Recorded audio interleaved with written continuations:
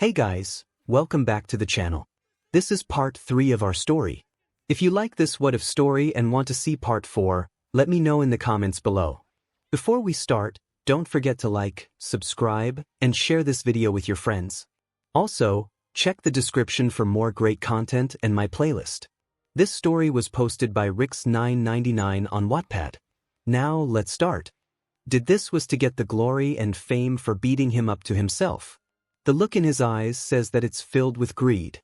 Feeling enraged, he grabbed his fist as it was about to make contact with him, then yanked it.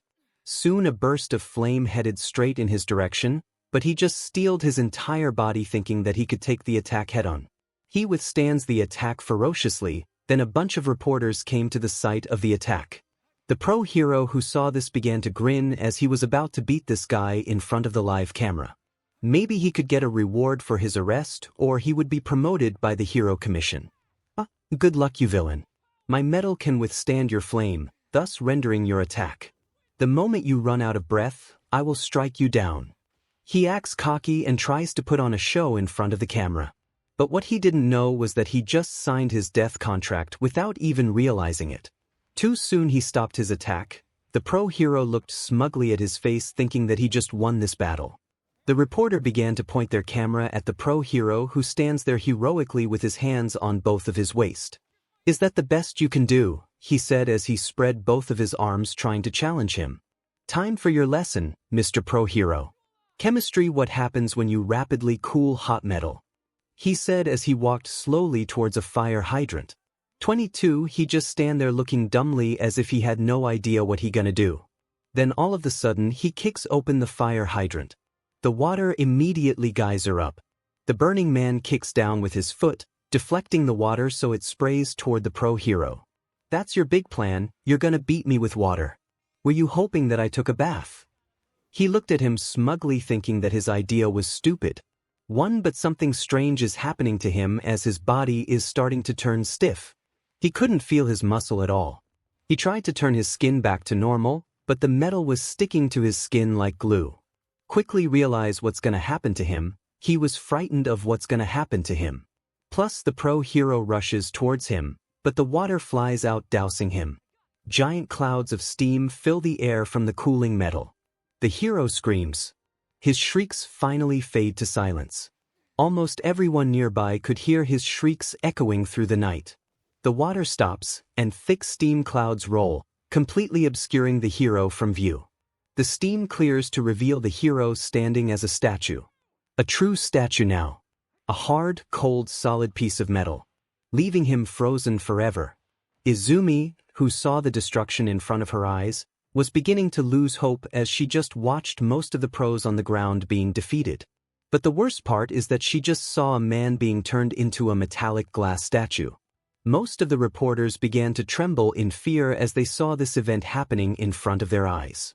They want to make a comment or reported the scene that unfolds in front of their eyes, but none of them could form any action. He's still standing near the fire hydrant that was being used to cool down the pro hero. The water kept running at his feet as he just stared down at the statue. The rest of the pros that were joined in the battle were terrified as they saw one of their own being turned into a science project. They were scared that they might be next. Soon he turned his head towards the crowd filled with reporters while staring at them, and that's all that it took to place them in panic. People began to yell and scream in fear as they were trying to get away from the devil. He was just about to chase them down, but a sudden burst of flame erupted at his side.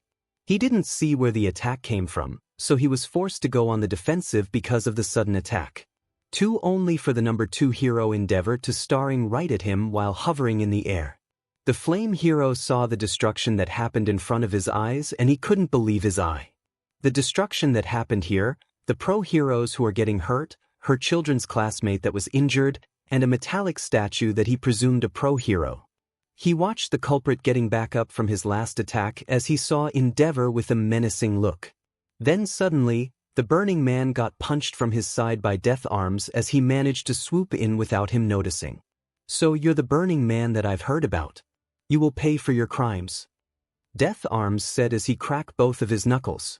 Soon 𝗵𝗵𝗃𝗧𝗵𝗵 and 𝗵𝗃 from behind as they saw the battle that was in front of them. He thought that his punch should be able to knock him down, but he was readying his hand to defend against it. 4. He was able to withstand my fire and death arms punches without sustaining any damage. His body must be well enforced. He thought while hovering in the air looking at the burning man intimidatingly. 𝗵𝗲𝗏, who saw this event, began to take command immediately before the situation began to escalate even further. 𝗵𝗵𝗃, evacuate the civilians and the pro-hero in the middle at once. And lady, death arms form a perimeter and make sure to keep the citizens safe. And someone takes those injured kids away from here. 𝗵𝗏𝗏 commands while preparing for a fight. What? You're not gonna put me on the sideline. Empty lady complained while she saw the flame hero take charge of the situation. We should do what he said. Death Arms said as he got back from the scene. But she wants to argue with the decision.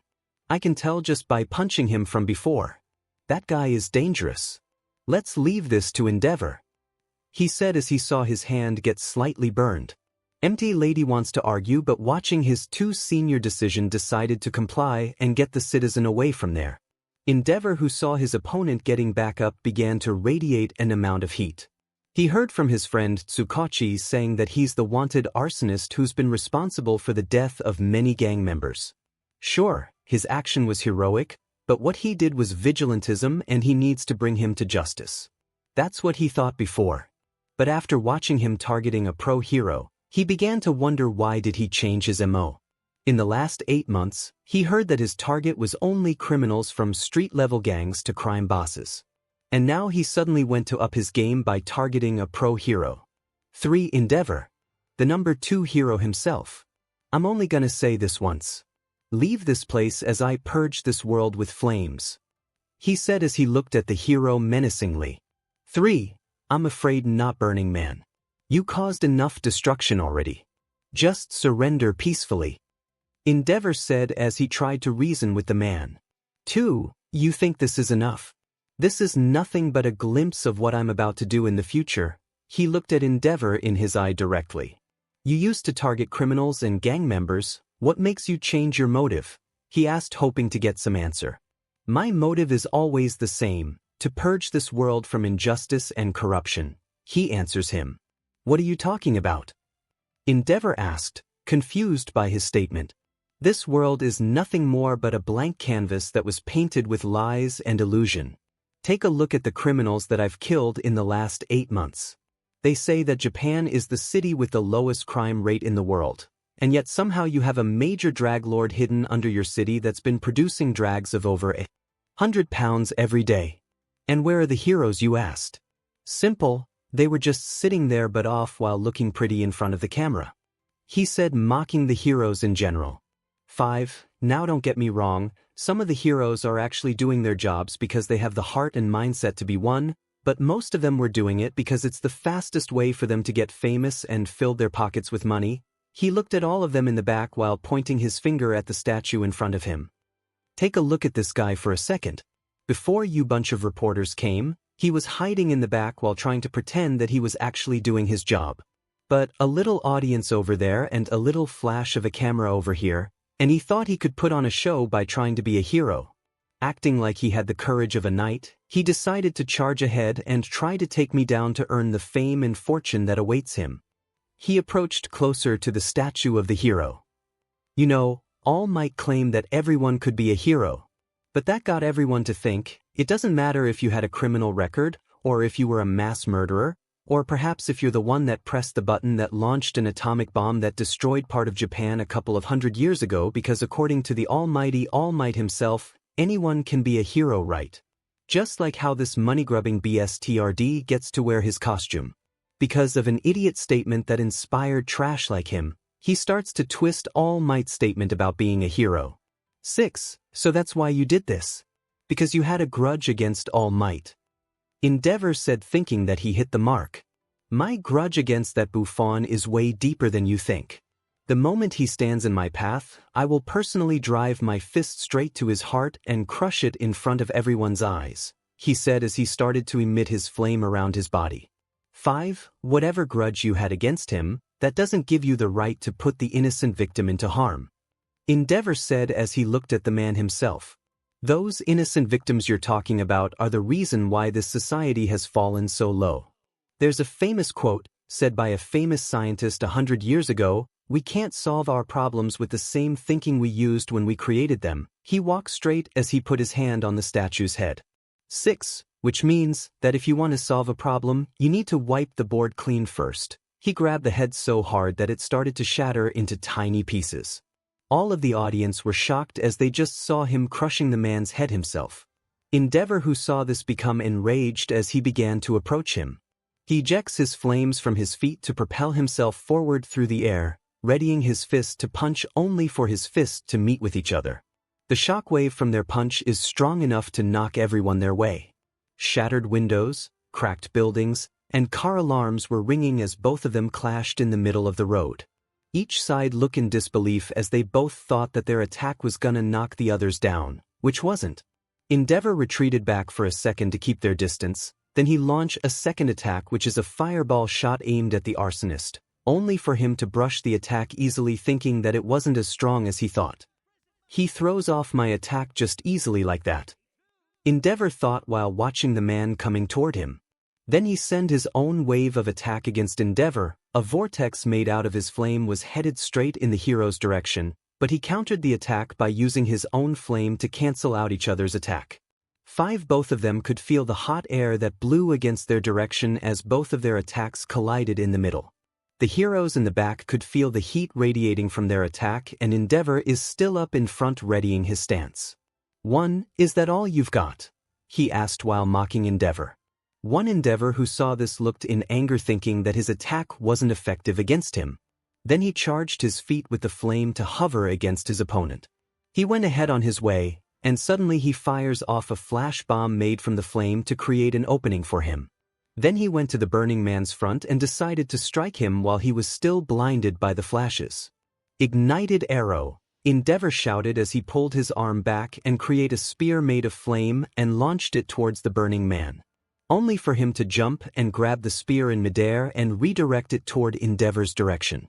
Then he saw his attack being thrown directly at him, which caused him to get thrown back towards the building wall. 7. The rest of the pro heroes watch in disbelief as they saw him throw one of 𝗵𝗃's attacks against him that easily.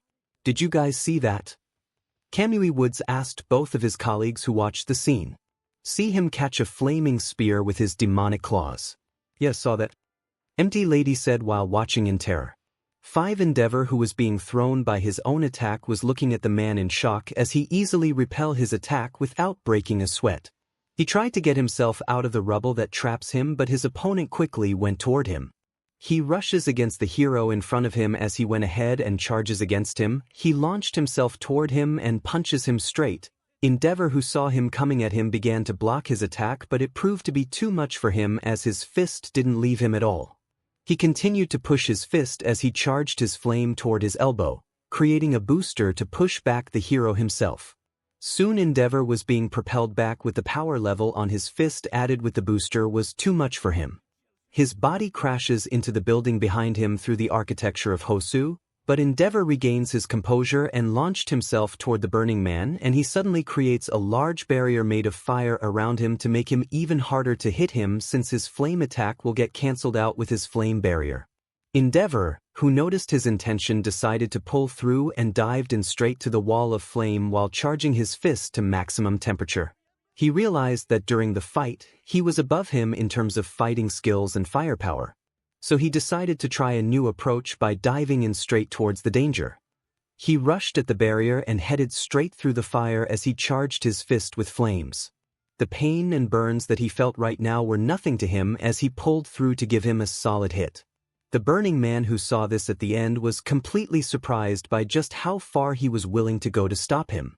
He tried to put up a guard, but he was too late as 𝗵𝗃's ultimate move managed to hit him. Flash fire fist, jet burn. 𝗵𝗃 shouted as he managed to break through and strike him with one of his ultimate moves.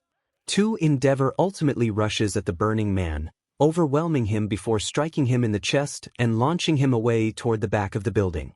The pro heroes along with the civilians were watching and cheering for him as he finally managed to land a hit on him for the first time in the night, with the reporter also announcing his victory with the arsonist. 1 but their celebration was short-lived when 𝗵𝗲𝗏 suddenly coughs up blood, much to everyone's worry. He then notices a bruise on his chest, caused by the arsonist at the moment of the last impact. And suddenly the debris was moving as they heard a sound of grunting and coughing coming from the smoke. When suddenly the burning man tried to approach him while moving some debris away, getting up in a calming manner. While the hero himself along with the audience was surprised to see that he's still standing after receiving his attack. How brave you are, 𝗵𝗏𝗏. You ignored the pain and went through the fire, all of that to land an attack on me. I've got to admit that I'm impressed. Burning Man said as he complimented his opponent while dusting his clothes. 𝗬𝗏𝗏, who was still standing, exhaled a lot of breath as he was feeling exhausted and overheating because of the usage of his finishing move. He was hoping that his finishing move would finish the job, but turns out it didn't. I didn't hold back with my previous attack and yet he's still standing. Just how tough his body is actually. 𝗵𝗏𝗏 said as he started to feel dizzy. He looked at the burning man as he was getting back up while dusting his clothes as he was still being engulfed by flame. 𝗵𝗏𝗏 began to wonder while looking at his condition. It's been over 10 minutes since our battle, and both of us kept trading a huge attack one after another. Judging by his attack, he must have released a good amount of heat. So why is his body hasn't started to overheat just as mine did? 𝗵𝗏𝗏 looked at his opponent that was still standing just as fine. 1. Is it possible that he had a hidden cooling system underneath that cloak? No, judging by how he moves during the fight, he doesn't seem to be wearing a cooling suit or something. He continues to analyze his opponent. And the way he moves during the fight seems he's been training quite well, but considering his figure and height, he's probably around Shoto's age, he said while remembering his movement. As expected from the number 2 hero, you hold a courageous spirit and indomitable fighting strength. You're truly worthy of the title hero, he said while clapping both of his hands. 𝗵𝗏𝗏, however, just stared at him, looking at him with an intimidating look. He kept igniting his flame, readying to attack while looking at his opponent. What's wrong? You should be honored. I mean, compared to the other hero and criminals that I've fought, you put up a good fight. Well, other than the old geezer, the rest of them sure looks pathetic, he said while mocking the heroes. Those brave men and women put their lives every day at stake to keep this city safe. They're the reason why this city is at peace. 𝗵𝗏𝗏 readying his flame to attack him once more. You know, this city is the first city in Japan where people open up their hero agency. Some people called this the city of Beacon. And you will not gonna cause destruction at this place no more. 1. However, the burning man is looked at him with amusement, thinking that what he said is nothing more than a joke. He laughed after hearing him. The sound of his laughter broke the silent night while looking at the heroes standing in front of him. You said this city is the 𝗵𝗲𝗏𝗏 of many pro-heroes, then let me ask you this, 𝗵𝗏𝗏. If this city is supposed to be the beacon for people, then why is Japan still known as the country with the highest discrimination rate? The burning man asked, and 𝗵𝗏𝗏 couldn't find his answer. Japan was the country with the lowest crime rate, but ironically, it's also the country with the highest discrimination rate. The moment you were born into this world, your quirk determines where your life is headed. If you had a strong quirk, you will be praised like royalty. If you had a normal quirk, you will get to live peacefully like some commoner. Born with a villainous quirk, you will be labeled as a villain. And if you were born without it, well, you get the idea. He explained his reason. 6. This city may look pretty on the outside, but on the inside is nothing but a trash heap filled with rotten things. From quirk discrimination, quirkless treatment, racial discrimination, hate crime, poverty, bullying, abuse, and all of the above. Where the strong ruled the weak. Where the rich are robbed of the poor. And where your quirk determines your destiny. He continued to ramble. I will end all of those things. I want to build a world where people's destiny isn't decided by some genetic ability, he said while looking at 𝗵𝗏𝗏 with hatred in his eyes. 10. 𝗵𝗏𝗏 wants to argue with his words, but something in the back of his mind reminds him of his dead nephew. He couldn't exactly argue with his words at all because it holds the truth. Japan is the country with the highest rate of suicide rate, and his nephew is one of those numbers. He wants to say with his statement, but someone beat him to it. 3. It's not our fault, one of the citizens said. 𝗵𝗏𝗃 turned around and saw one of the citizens yelling at him. By his appearance, he belongs to one of the elite quirkist people. If they had a quirk in the first place, then there won't be any discrimination. The man yelled at him, "Why do we have to live with those people anyway?" One of the crowd yelled. 10. Yeah, they need to learn that their only option is to live at the bottom and not stand as equal with us. The man yelled, and soon people began to join in and continue to yell at him. There's discrimination because of people like them. Why are they even alive in the first place? That's right, they're nothing but a waste of air. They should be left to starve to death. 5. Any quirkless person should be shot to death before they were able to talk. 1. They should die, those worthless bugs. Just ship them into some island or something. 2. Just kill them. Yeah, they need to die. Why are they still alive anyway? For soon most of the crowd began to yell in anger, as they kept saying that those people that were lower than them didn't belong to live in the first place. They kept bad-mouthing the quirkless and those people that were born with villainous quirks, saying that they didn't have their place in this world. 𝗵𝗏𝗃 and the rest of the heroes were looking in disbelief at the crowd. While the other heroes were trying to calm the mass crowd, 𝗵𝗏𝗃 looked at the crowd that still yelled at the man standing behind him. 2. It's just as I say, 𝗵𝗏𝗃, this country proves that they value quirk over anything else. And they were the prime example. Those mindless pigs that kept yelling, wasting their breath to uphold their stupid idealism. The burning man mocked the crowd in front of him as the hero turned around. Too soon, more heroes appear as they have finished dealing with the Nomu and they received 𝗵𝗏𝗃's distress call for reinforcement. They began to join with 𝗵𝗏𝗃 and began to surround the burning man from every direction with their quirk ready. 𝗵𝗏𝗃, we got your message, one of the heroes said as he rushed in. Give it up, villain, you won't escape this time. One of the heroes yelled at the burning man too. However, the arsonist is looking at the heroes gathering in the area and only looked while Snickers think that these heroes would be enough to stop him. Is this the best you could offer?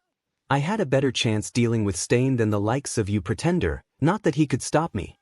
He sneered looking at the heroes standing in front of them. What did you say, punk? The hero yelled thinking that they were weak.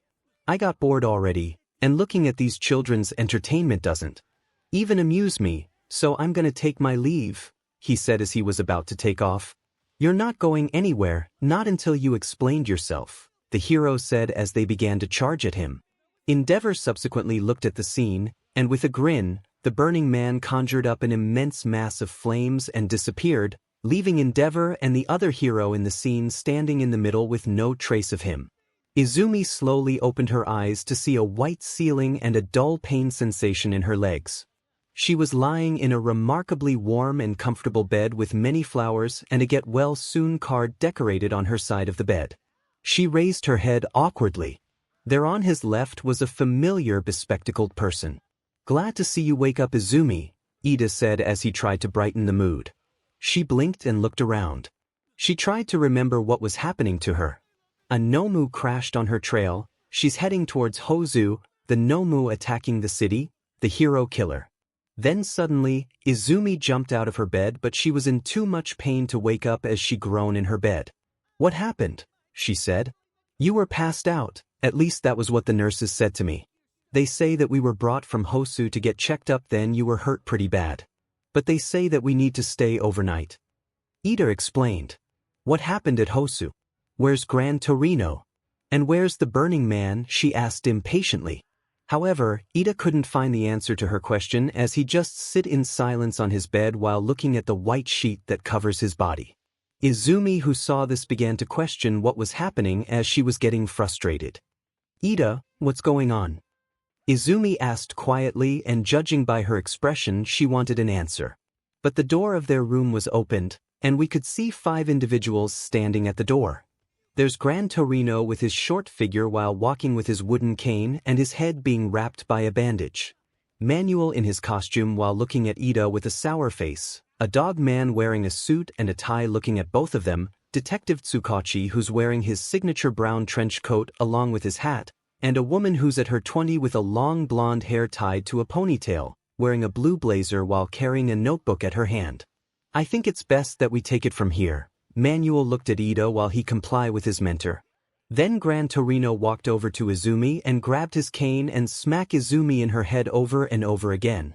Despite his short figure, 𝗵𝗃 still held an intimidating aura that could terrify most people. You had one job, and that's to stay put at that goddamn train. And then you went around to look for the hero killer. You're a bigger fool than I realized. He smacked her in the head. 1.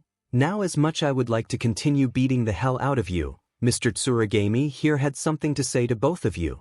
𝗵𝗃 said while going back to where the others stood. The dog man walked towards both of them as he stood tall with his hand behind his back. He took a moment to look at both of them before he said his word. So you two were present when the hero killer showed up? He asked with a calm voice.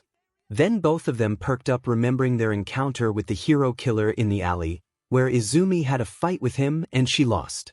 And Ida was blinded by his revenge and went after him, only for the hero killer to swoop in and take him out in the instance. We found 2 remains in the alley where both of you had a quarrel with him. One of them is Stain and the other is from a pro-hero named Native. I know this isn't the right time, but we need to ask a few questions regarding the death of the hero killer. He asked Izumi and Ida. Then both of them nodded in agreement and looked at the detective, knowing that he would ask the question, but the lady standing next to the detective decided to interrupt them. Now, regarding your statement, I will take over from here, the lady said as she stepped forward. I'm sorry, but who are you?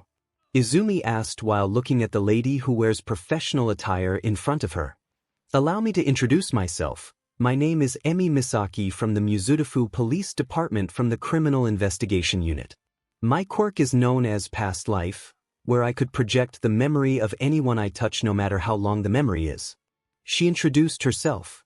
7. Right now, with your permission, I want to project the memory you two had when you had your encounter with Stain. Emi answered, and both of them were perplexed. What? You can't do that. Clearly, that's a breach of our privacy. Ida claimed in anger, knowing her intention. 2. I'm sorry, but this is a crucial matter, and considering that the 2 of you were the last person that saw Stain, we need this info. The chief said, hoping for their cooperation. No, we won't. I'm sorry, ma'am, but you need our permission to do it, and we're not gonna allow you to enter our mind freely like that. Ida argued. And just when the chief was about to say his word, Izumi decided to just agree with this matter. I'll do it, Izumi said, shocking the bespectacled boy. Izumi, this clearly violates our privacy. You can't be serious. Ida argued with her decision. But she ignores him and gives the sign to the lady in front of her to do it. She walks towards her direction and moves her hand towards her head and began to use her quirk on her. Flashes of memories began to appear in her eyes as Izumi's memories were projected for everyone to see. Then they all saw it, from the Nomu attack on her train, the destruction that she saw when she arrived at Hosu, her response to Ida's cry for help, and the battle that she had with Stain. The Burning Man appeared out of nowhere to save her, their heated battle between Stain and the Burning Man, how Stain was being burned alive in front of her eyes, their escape from the Burning Man, and watching his fight with the pro-heroes. None of them could speak for a moment after watching what just happened. How they just saw Stain, the culprit that was responsible for the murder of nearly 30 heroes, being burned alive just like that. His display of power that he shows during the fight between the heroes. How he turned one of the heroes into a statue and crush it in front of the crowd. 12. They just watch a man completely defeat one of the top criminals on the wanted list without breaking a sweat, and that scared the detective and the chief of police.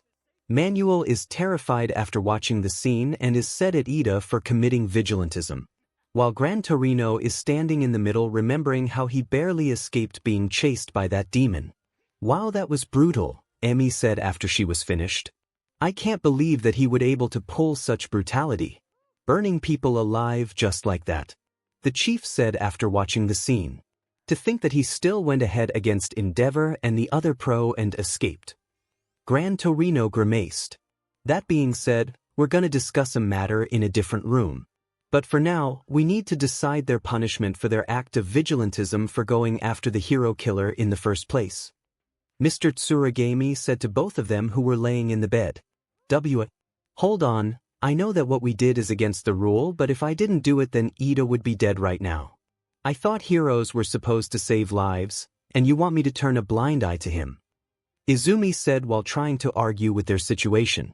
So, bending the rules is perfectly fine as long as it turns out okay then. You both need to realize that both of you weren't pro-heroes yet. Mr. Tsuragami said in a calming tone filled with authority. Even if what you did was right, you both illegally use your quirk without permission from your guardian or your supervisor. So punishment is clearly inevitable for both of you. 𝗧𝗵𝗃 added. For, I still don't get it. So you want both of us to stand there doing nothing because we might break the rule. Izumi said as her anger started to rise. Sir, please, I know what we did was reckless, but... Ida said, joining the argument. Ida, don't think you could talk your way out of this mess. If you know what's good for you, then you stay quiet. Manuel berates his intern while looking disappointed. Needless to say, you will be charged with an act of vigilantism. Your school has been informed about your situation and they will be dealt with your punishment once your internship has finished. 𝗧𝗵𝗃 explained the situation. After you get out from that bed, you will train yourself to the bone. Is that understood? Gran Torino said in anger. Izumi nodded his request and Manuel also lectured Ida's decision to commit vigilantism and that he will earn a suspension during the internship till it was over. Soon all of the adults leave the room, leaving the teenager with their own thought. The adult continued to walk towards the entrance and Manuel had to take an early leave to go back to his agency, and the rest of them go to a nearby coffee shop in the hospital to get a cup of coffee until 𝗧𝗵𝗃 decided to say something. I know that I've seen so much cruelty and evil in my career, but nothing like this. The detective said. 11. Has there been any update on his case? Mr. Tsuragami asked the detective for a follow-up. No, sir, so far we still trying to find a clue of him. But for his MO to suddenly change from targeting criminals to heroes. What makes him do that? 𝗧𝗵𝗃 wondered with his motive. 1. It doesn't explain why he went after Stain. It doesn't add up at all.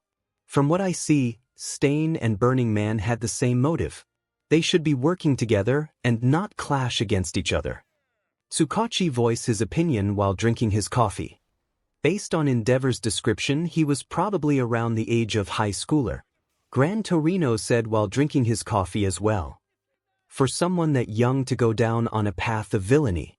The detective saddened with him. Ms. Emmy, from what you saw in that girl's memory, what can you tell us from the Burning Man behavior? The chief asked her point of view. From the way I see her memories, he seems to hate certain heroes down to his core. Like he had this immense hatred that he kept inside of him. It's almost terrifying, she said while staring at her drink. What do you mean? The chief asked while showing interest. When he was dueling with those heroes before Endeavor came, he showed a different set of behavior, like he was releasing his bottled-up hatred. Like the time when he turned one of the heroes into a metallic statue, she explained as she remembers seeing from Izumi's memories. I don't know how to explain it, but it was a terrifying feeling. But for a kid to commit murder on those people, what did he go through as a kid? The detective said. For, regardless of his age, we must bring him to justice so that he will face trial for the crime he's committed, the chief said, carrying a tone of authority. 9. I'm gonna look for clues back at the crime scene and see if we could find something to identify who he is, the detective said, and his boss nodded with his decision. I'll come with you, maybe I could offer some assistance. See if we could find something. Gran Torino said as he gulped his coffee. That Burning Man, he cannot be human, Emmy said while stirring her coffee. He is. Or was.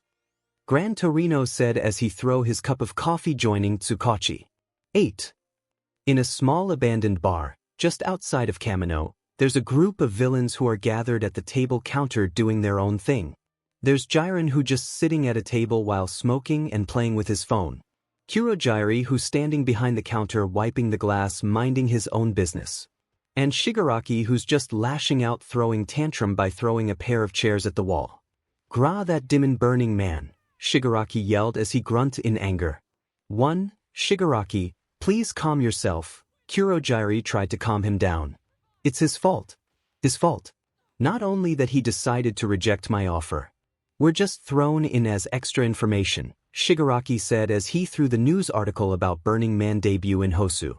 1. Those Nomu that I've gathered. My plan to overthrow the society is being treated as a side news. all because of his fault. He threw the glass at the table. As Shigaraki was fuming with anger, Jiren is sitting at his table while drinking and not paying attention to Shigaraki's outburst. Hey, Jiren. When's our new recruit gonna show up? You said that they'll be here. Shigaraki asked as he was starting to get impatient. They said they'll be here, so don't worry about it, Jiren replied. He pulled up a cigarette and went to smoke. It's always his fault. That 𝗵𝗃𝗃, Shigaraki said as he grabbed the picture of him and disintegrated it. Soon the door was opened as two visitors came in, a boy and a girl that Jiren bring to join the league. The girl is a petite, fair-skinned girl who is prone to blushing and is frequently described as having a rather pretty face. She has slightly inward-tilting bright yellow eyes with thin slits, somewhat resembling those of a cat, and her wide mouth is also rather feline, as both her upper and lower canines are more pointed and longer than the rest of her teeth, giving her a vampire-like appearance. She wears an oversized beige cardigan with a rather long hem and cuffs, and pockets on either side, the right one shown to hold a number of trinkets on either a keychain or a cell phone strap. With the skirt and the shirt dark blue with a double white trim, which is paired with a red scarf that she ties loosely below. While the boy is a young man with black hair with a few red streaks at its crown that spikes upward around his head, hanging low over his eyes, which are thin turquoise in color and heavily lidded.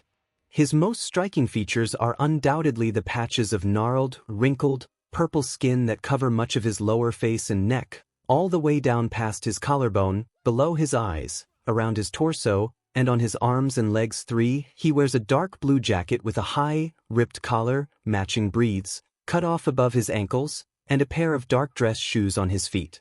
He also has a plain pale gray, scoop neck shirt, below which a gray belt with a circular pattern wraps around his waist, a leather satchel attached at the back. The two visitors came to the bar and they walked to meet with Shigaraki face to face. Jiren get off his chair as he walked in to introduce them to Shigaraki, but he seems to be not interested in both of them. I don't like them. 𝗬𝗓𝗓𝗄𝗓. Send them back. Shigaraki said as he turned around.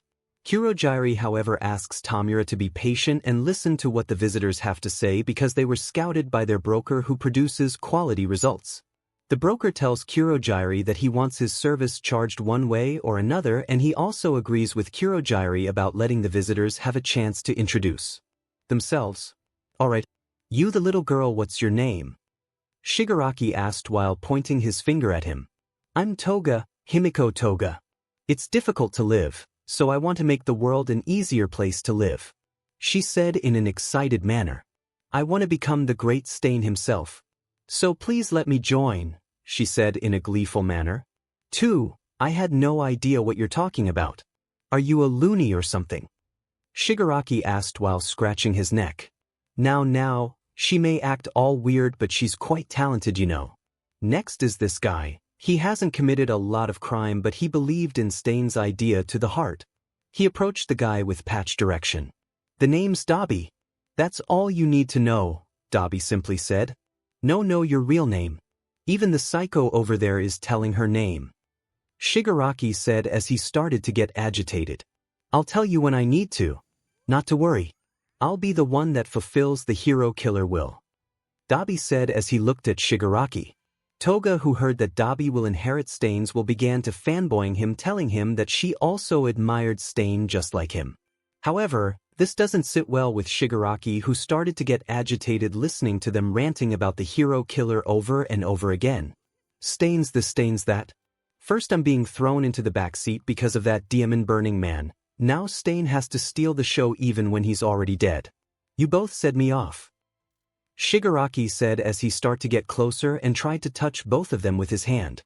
Himiko and 𝗬𝗵𝗃 react by preparing to defend themselves.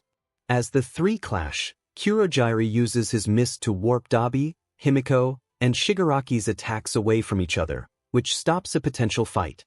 Seeing that 𝗬𝗓𝗓𝗄𝗓 stops him angered him that he stops him from killing them. Hey 𝗬𝗓𝗓𝗄𝗓, what is the meaning of this? Shigaraki looked at 𝗬𝗓𝗓𝗄𝗓 at his sudden intervention. Now Shigaraki, right now expanding our group is necessary for us to achieve your wishes. And with those criminals that we've gathered at USJ being captured, we're gonna need a new and strong battle force to face our enemies.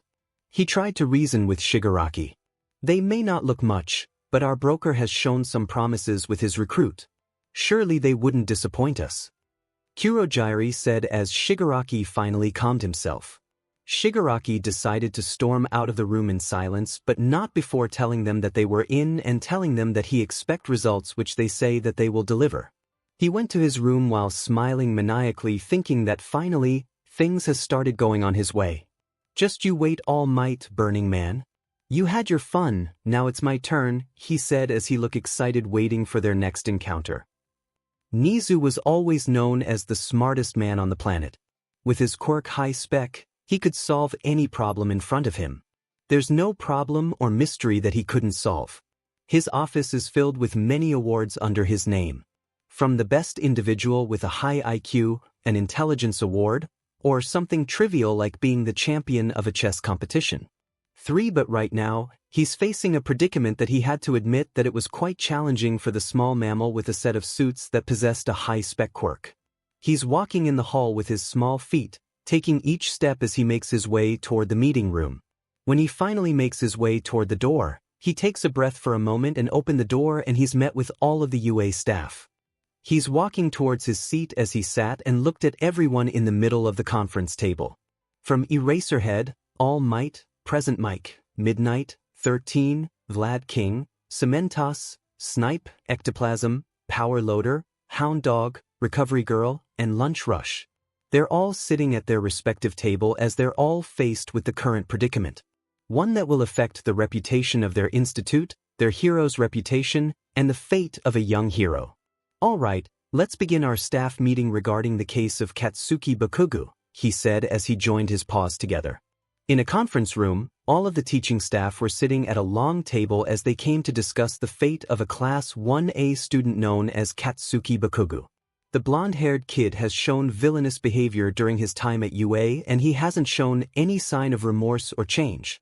This brings them to this situation in all of Aizawa's life as a teacher. He had never shown hatred toward one of his students as he did with the Bakugo kid. He stared intensely at the case file that was being presented in front of each of the staff. The case contains a series of his record from bullying, physical bullying, mental bullying, cyberbullying, property damage, abuse, physical harm, illegal quirk usage, and his latest case with Best Jeanist Intern where he harmed one of the interns and intimidated him with his quirk. Aizawa looked at the case as if it were a revolting thing, and he won't even open the case since he already knows most of the content in it. The case goes down from his case in UA to his illegal act when he was still a preschooler. The fact that the kid still has a place in this school is putting a bad taste in his mouth. Nizu starts the meeting as he tried to gain the attention of his fellow co-workers. Greetings everyone, as you all know, we're here to discuss a case regarding Katsuki Bakugo's placement in UA Hero course, Nizu said as all of them opened the case in front of them, including Aizawa, much to his dismay. In front of you is a case file regarding the crimes that he's been doing in the last 10 years, and all of the records is there no matter how minor or how long it was. From verbal bullying to a quirk assault that's been kept hidden by the HPSC. But this case is open for you to see to decide his placement in UA. They all opened the file that was about 6 inches thick standing in front of them. Other than the teacher that came 10 months ago to the Yagi's household who knows about it, they all looked at the case and all of them carefully as they read it. As time goes, they thought about how could someone like him be allowed to enter this school. 2. Aizawa, since you're his homeroom teacher, I think you should be allowed to speak your opinion first regarding the boy himself since you saw him on a daily basis, Nizu said as he looked at Aizawa. There's nothing to talk about, Nizu. We all have seen his behavior ever since he took the quirk assessment test on the first day. He has shown rash behavior and had a temperamental attitude, and that's me putting it mildly. In my personal opinion as his homeroom teacher, I think he should be expelled from this school immediately and be blacklisted to all hero school. Aizawa said, which is shocking some of his co-workers with his decision. 12. Aizawa, you can't be serious. Present Mike interjects with his decision, thinking that he's gone mental. 6. They all know about his famous reputation where he expelled all of the students in his class last year, saying that he had no potential. But somehow, they all think that his reason this time is more personal than professional, and that worries some of them.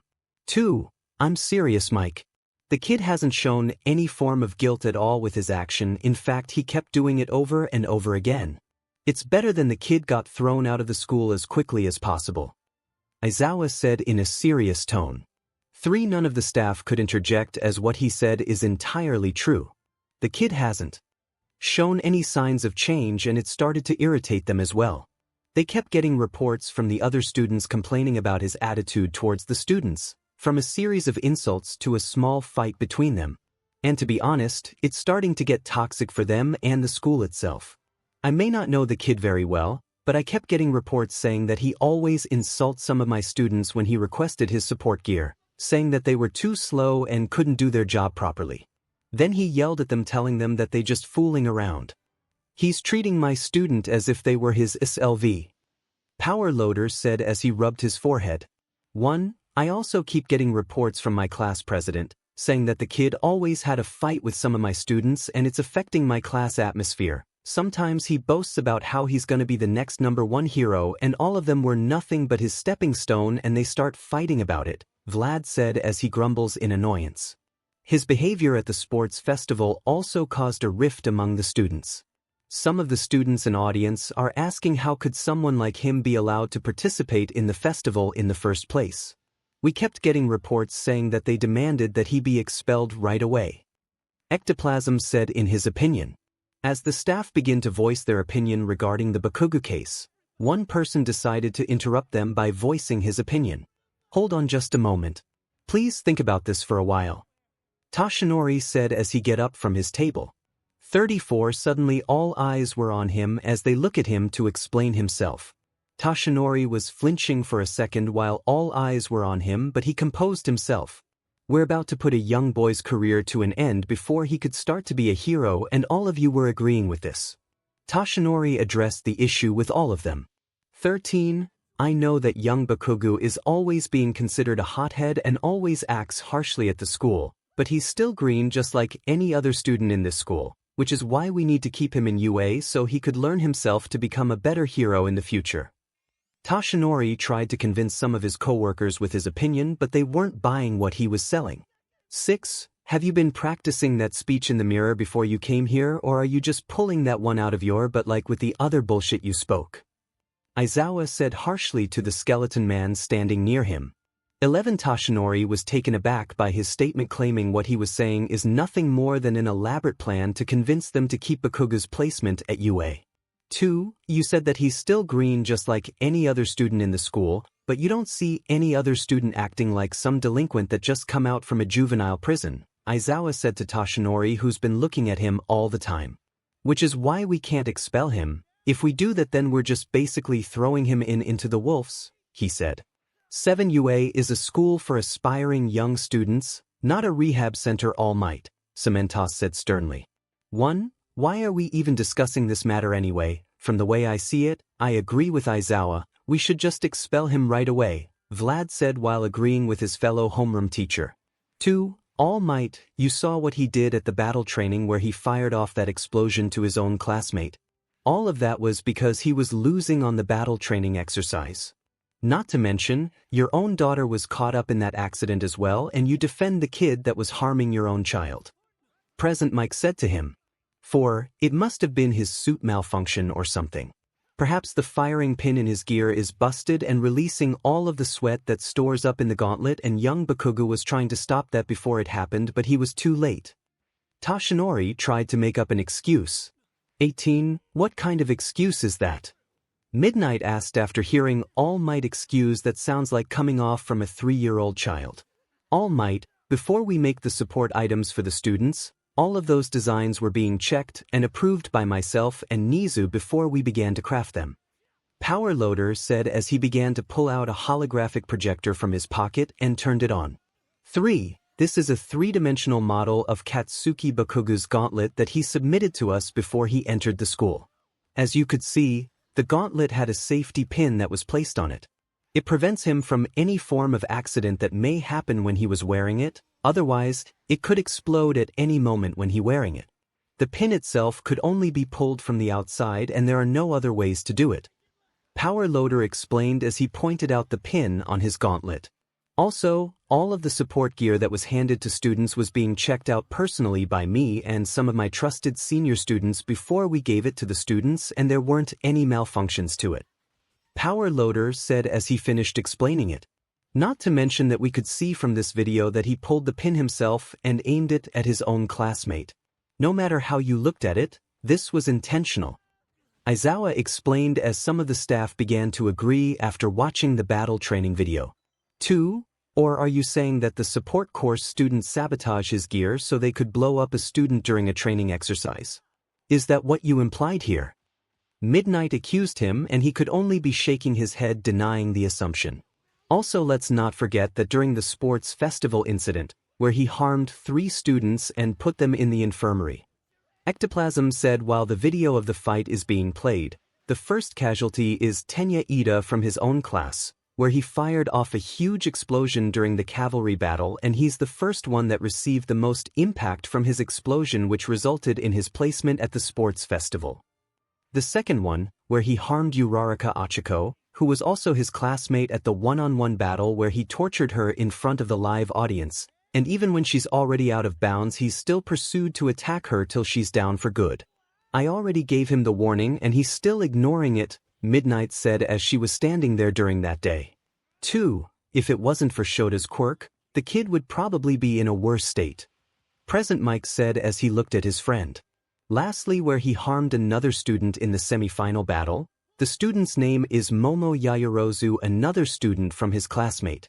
Based on the video, we could see that he was about to lose the match and he fired off an explosion that pushed her to the wall and caused internal bleeding. Midnight said as she looked at the report. 1. Judging by his behavior, it seems that he had a superiority complex to make himself feel better compared to others. 𝗧𝗵𝗃 read his case file regarding his behavior. Young Bakugo is not like that, they just making a big deal out of him, Toshinori said as he tried to defend him. 20. Not according to this file, All Might, it said that he once beat up a kid named Kenji Matsumoto. He tried to stand up against him in the first year of junior high, and after the school was finished he took the kid behind the gym and beat him up till he was passed out based on his testimony. Snipe said as he read the file.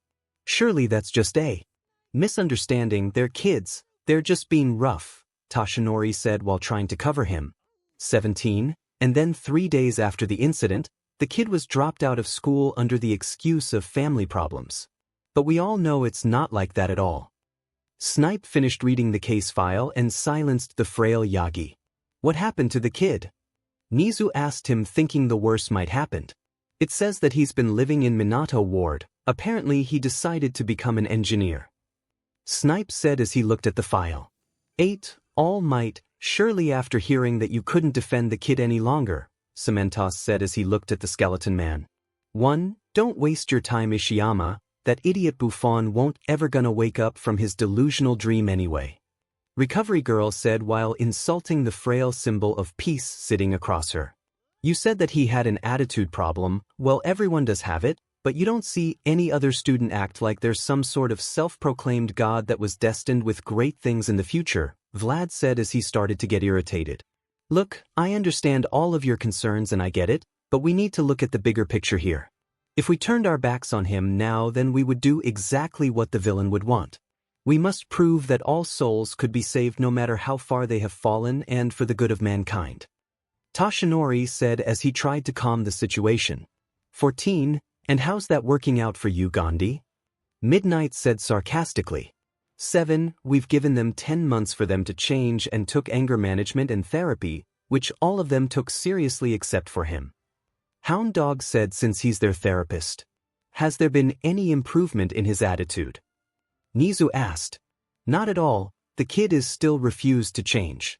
He still acts arrogant and had an attitude of the world is belong to him.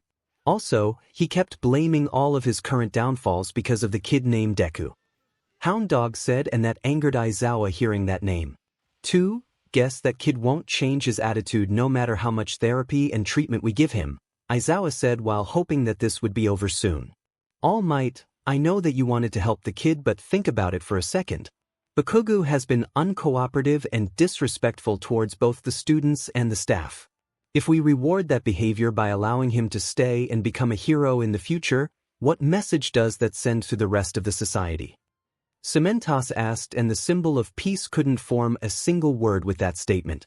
While we're at it, maybe it's time we all talked about the elephant in the room. Should All Might stay as staff now that we know he's responsible for his son's demise? Snipe asked, and some of them began to look in wonder. 14. He does take a part in his son's neglect and abuse in the past 10 years along with his wife, which caused him to be gone from this world, 𝗵𝗃 said as he looked at the file regarding the case. But he offered his wisdom and insight as a veteran pro towards the students, and they've learned a lot from it. 𝗵𝗃 said. 6. Wisdom doesn't equal maturity, Izuku reminded him with a firmer tone. 3. Hey, I'm sitting right here, and don't bring my wife in this matter. Toshinori interjects. 5. Then All Might, maybe you should leave until we've hashed this out. Midnight said, hoping that he would leave the room. 5. No, I'm not leaving and you can't make me. Toshinori interjected as he stood up and slammed his hands on the desk. 9. Sit down, you oaf, or I'll make you. Izuku glared at him. 1. Izuku, Toshinori said darkly while readying to fight for his place. 3. Sit down, Toshinori, Nizu said in a darker voice, and Toshinori complied much to his dismay. 3. Good, now that we finally settle things between you two, we should get back to business, regarding the boy, Nizu said while looking at both of them and playing certain footage. What's this? Toshinori asked for the footage. This is footage caught by the security in a train station regarding Katsuki Bakugo, Nizu answered. What's going on? Toshinori, as he didn't know about it.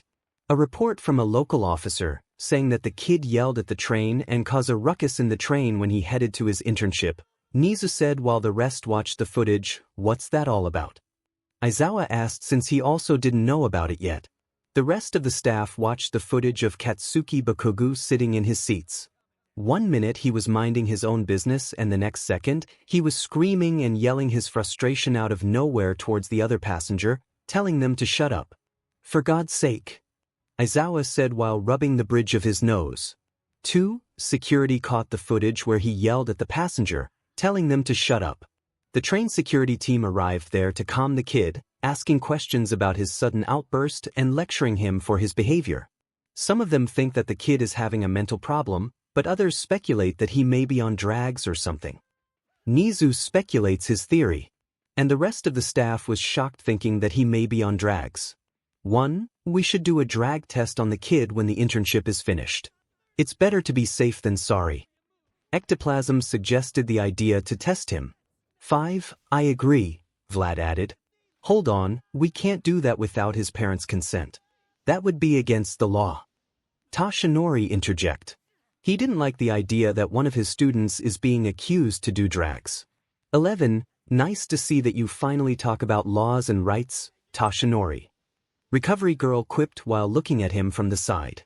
2. No, if we alert the parents, then he probably gonna notice and trying to hide it or throw it before we catch him.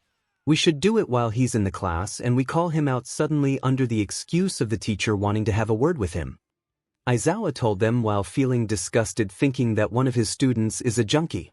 1. We also need to consider that he might have a dealer or he's a dealer himself. We should bring Detective 𝗧𝗵𝗃 into this matter and interrogate him. 𝗧𝗵𝗃 suggested. Young Bakugo is not like that. If we just asked him then Toshinori blurted out. 6. All Might, if he possessed a dangerous substance and using it, then we need to stop this before it's too late. What if he starts distributing it to other students? Would you be held accountable if something happened to the students for your lack of responsibility?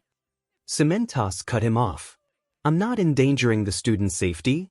All I'm saying is that we need to conduct a proper investigation to make sure that it's true.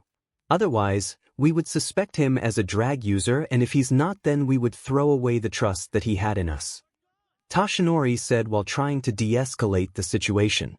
3. Speaking of a suspect, what about his last incident where he pinned down one of best genius interns to the ground and threatened him for some information? Sounds to me that he might have a problem, 1 or 2. 𝗵𝗃 asked, and Izuku scowled, remembering the phone call he get from the hero himself. It said that after best genius had given Katsuki Bakugo a lecture, he headed straight to his room and he closed the door.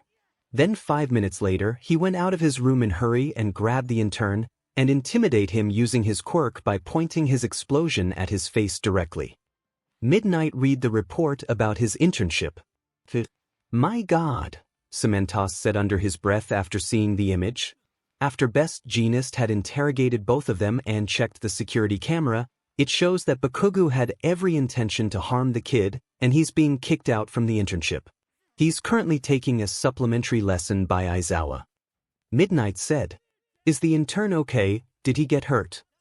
𝗵𝗲 said, worrying about his safety after being threatened. "He's fine, but he's pretty traumatized." Midnight said while exhaling a lot of her breath. 6. Anyone would be traumatized after being pointed with an explosion on his face that closed, Aizawa mumbled. "From the way I see it, he was trying to go back to his old ways." Hound Dog explained, and the rest of the staff turned their heads to him, including Nizu himself. "What do you mean?" Vlad asked, looking intrigued. Judging by his behavior after the sports festival, he's become more feral, a loose cannon if you prefer. He's rude, arrogant, highly aggressive, and disrespectful toward others. And the last incident where he threatens an intern is a proof that he's trying to go back to his old ways at junior high, where he threatens the safety of the student just for his amusement, just like the incident with that Matsumoto kid in junior high. Hound Dog pointed out his behavior. 2. If Best Jeanist hadn't intervened, then we would have an incident where one intern would get hurt by a UA student. We can't endanger the student's life any longer. I'm with Aizawa on this. 𝗵𝗲 said, agreeing with his colleague. 1. Hold on just a minute. Young Bakugo wouldn't just attack someone randomly. There has to be a logical explanation. We should ask him why he did that before we make such a rash decision. Toshinori said as he tried to defend the kid. 23. And what's his excuse to pin down a student to the ground and intimidate him using his quirk to threaten his safety, dare I ask? Midnight asked while challenging him for an explanation. Maybe the intern had a dislike towards him. Maybe he's bad-mouthing him behind his back, said Toshinori while trying to come up with an excuse. 9. Everyone had a dislike towards the boy, 𝗧𝗵𝗃 said while starting to get annoyed with the conversation. 2. He's not exactly what I pictured as a mannered kid either, Vlad added while looking at the symbol of peace, who was looking flustered. Sure, young Bakugo is a bit rough, but he's meant well, Toshinori said while covering his excuse.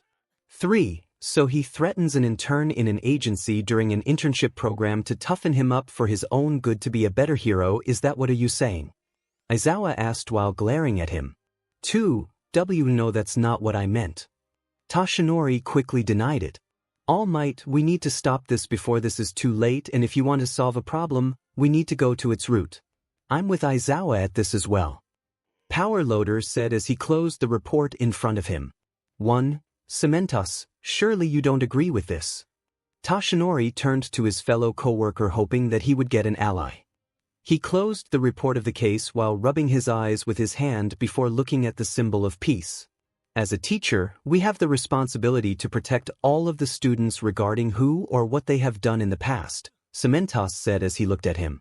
2. But we also had a duty to create a safe environment for all students in this school. We had the responsibility as a hero and a teacher, and we can't sacrifice our entire students' safety just for a single person. Which is why I had to take Aizawa's side. 𝗵𝗲 said. 1. Toshinori, we already said everything that we wanted to say regarding this case, and out of everyone in this room, you're the only one who still insists on keeping Katsuki Bakugo in this school. Now care to explain why you still want to keep him in this school regardless of what he's done in the past and up until now? Nizu asked him while glaring at his eye, and just like before, all eyes were on him. 3. Toshinori looked at everyone in the room as they were waiting for his explanation. He started to rise from his chair while looking at his coworker.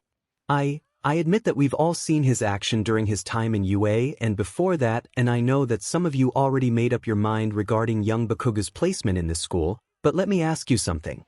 How could we look into the students' eyes and know that we extinguish one of their own dreams to be what they wanted ever since they were little? Toshinori said as he stands from his seat and speak in a loud, booming voice. 17. Now I know that 𝗵𝗃𝗃𝗧𝗏 action is deemed villainous in some of your eyes, and I get that, but all I'm asking is to think this carefully, as we had the responsibility as an adult and a teacher to guide our future generation to be better than us. We had to show that all souls could be redeemed no matter how far he's fallen into the darkness. Toshinori said as he tried to convince them. 9. I know that my son is already gone and it's partially my fault along with my wife's. But I think if he's standing in this room, I think he would plead to give 𝗵𝗃𝗃𝗃 another chance to pursue his dream, he said, and before he could finish his sentence, suddenly he was met with a coffee mug thrown at his face filled with hot coffee. 30. The coffee spills onto Toshinori's face, making him scream in agony as he touched his skin being burned thanks to the hot beverages. He continued to scream in pain as he could feel his face burning. He glanced at the culprit that threw it, only to be met with an extremely sad Izawa. 20. How dare you, Toshinori? I knew you were a rotting bastard, but using your dead son to justify his abusive action and trying to keep his position in the school is out of line. Izawa screamed at him as he tried to get closer to him. 1. How low will you sink, you bastard? Izawa yelled in rage as he choked on Toshinori using his scarf and slammed him to the ground. 7. Toshinori tries to breathe, but he starts to cough up blood as his windpipe is starting to lose air. His face is turning blue with the lack of oxygen, and Izawa's foot is pinning down Toshinori's head to the ground as Izawa tries to choke on him while crushing his head with his feet. 1. He tried to turn into his muscle form, but Izawa's quirk is preventing him from doing that, making him gasp for air even more. 5. After Izawa heard his speech and mentioned his name to justify 𝗵𝗃𝗃𝗃's action, he started to see red. He had no right to speak his name, and trying to sully his name to keep 𝗵𝗃𝗃's placement in this school is crossing the line. All he wanted to do was to silence him for good and make him pay for what he did. He starts to tighten his scarf, trying to end his life whether by his scarf or by his foot. 5. 𝗧𝗪𝗧𝗏 enough. You're killing him. Present Mike yelled as he tried to pull Izawa from there. 7. Good, that's the point, he said as he tightened his scarf even more as All Might started to lose his breath even further. 22. 𝗧𝗪𝗧𝗏 enough. That's enough, 𝗧𝗪𝗧𝗏. Midnight said as she tried to pull Izawa from there. Soon the other staff was joining in as they tried to pull him out and not kill the symbol of peace himself, and he was being pulled from there by Mike, Vlad, and ectoplasm. They finally managed to pull him from there, and he started to lose his grip on the scarf, making Toshinori gasps for air as he crawled back towards his seat. Toshinori, if I were you, I watched whatever comes out of your mouth, otherwise you might soon draw your last breath, Nizu said darkly to Toshinori while he's still trying to gasp for air. 1. And 𝗧𝗪𝗧𝗏, you can't let your emotion control you like that, otherwise you might lose your license for killing the symbol of peace, Nizu said as he looked at Izawa, who started to calm down. 11. Now I believe we finally need to reach a decision here. Should we expel one of our students to keep the rest of the students safe and doing our job as teachers, or we offer the kid one more chance to redeem himself so he doesn't fall on the dark path and do our job as heroes? The choice is yours, Nizu said as he waited for an answer. 1. Soon all of the staff were thinking in silence as they tried to come up with their decision. No one dared to say a word as they were thinking about this matter carefully, since this will affect their careers as heroes and a teacher. Then 10 minutes later, the conference room door was opened and the staff dispersed one by one after they were done with the meeting. Some of the staff began to look in stress and were glad that the meeting is finally over. Izawa along with Nizu is staying in the room as Izawa starts to get up from his desk. I hope you know what you're doing, Nizu, Izawa said in his monotone voice. 10. I hope so too, Izawa, Nizu said as he exits the room as well. A few days before they entered the school from their internship, Katsuki found himself standing in front of a mirror, his hand clutching either side of the sink, his ash blonde hair bowed. Katsuki gasped and gulped while looking at himself in the mirror, feeling agitated and starting to sweat profoundly. Ever since what happened at the internship, he was being reprimanded by Best Jeanist for attacking a fellow intern, all because of stupid Deku making fun of him in his room. He was chasing him down the hall when suddenly one of the extras is blocking his way, and he starts asking questions about Deku's whereabouts, but he stubbornly lies through his teeth saying he doesn't know.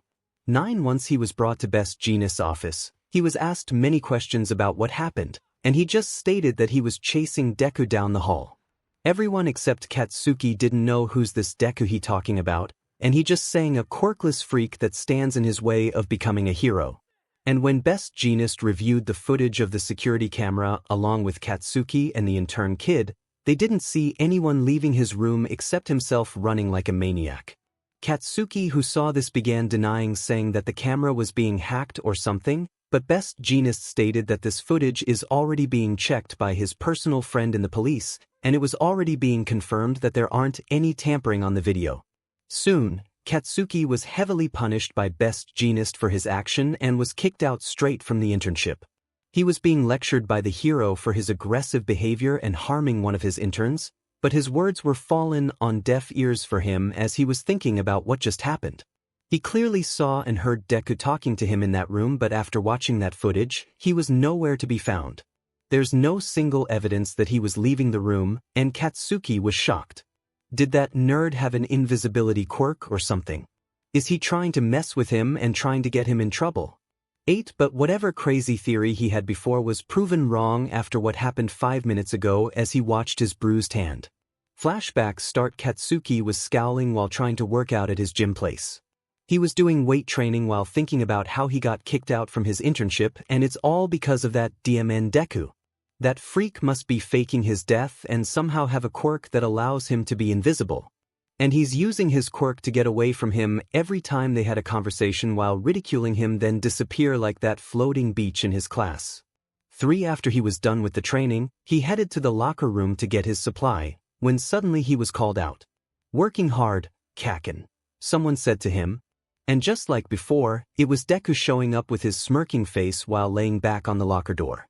𝗧𝗵𝗃, who saw him standing near to him, began to see red and ready to finally kill this son of a bitch once and for all.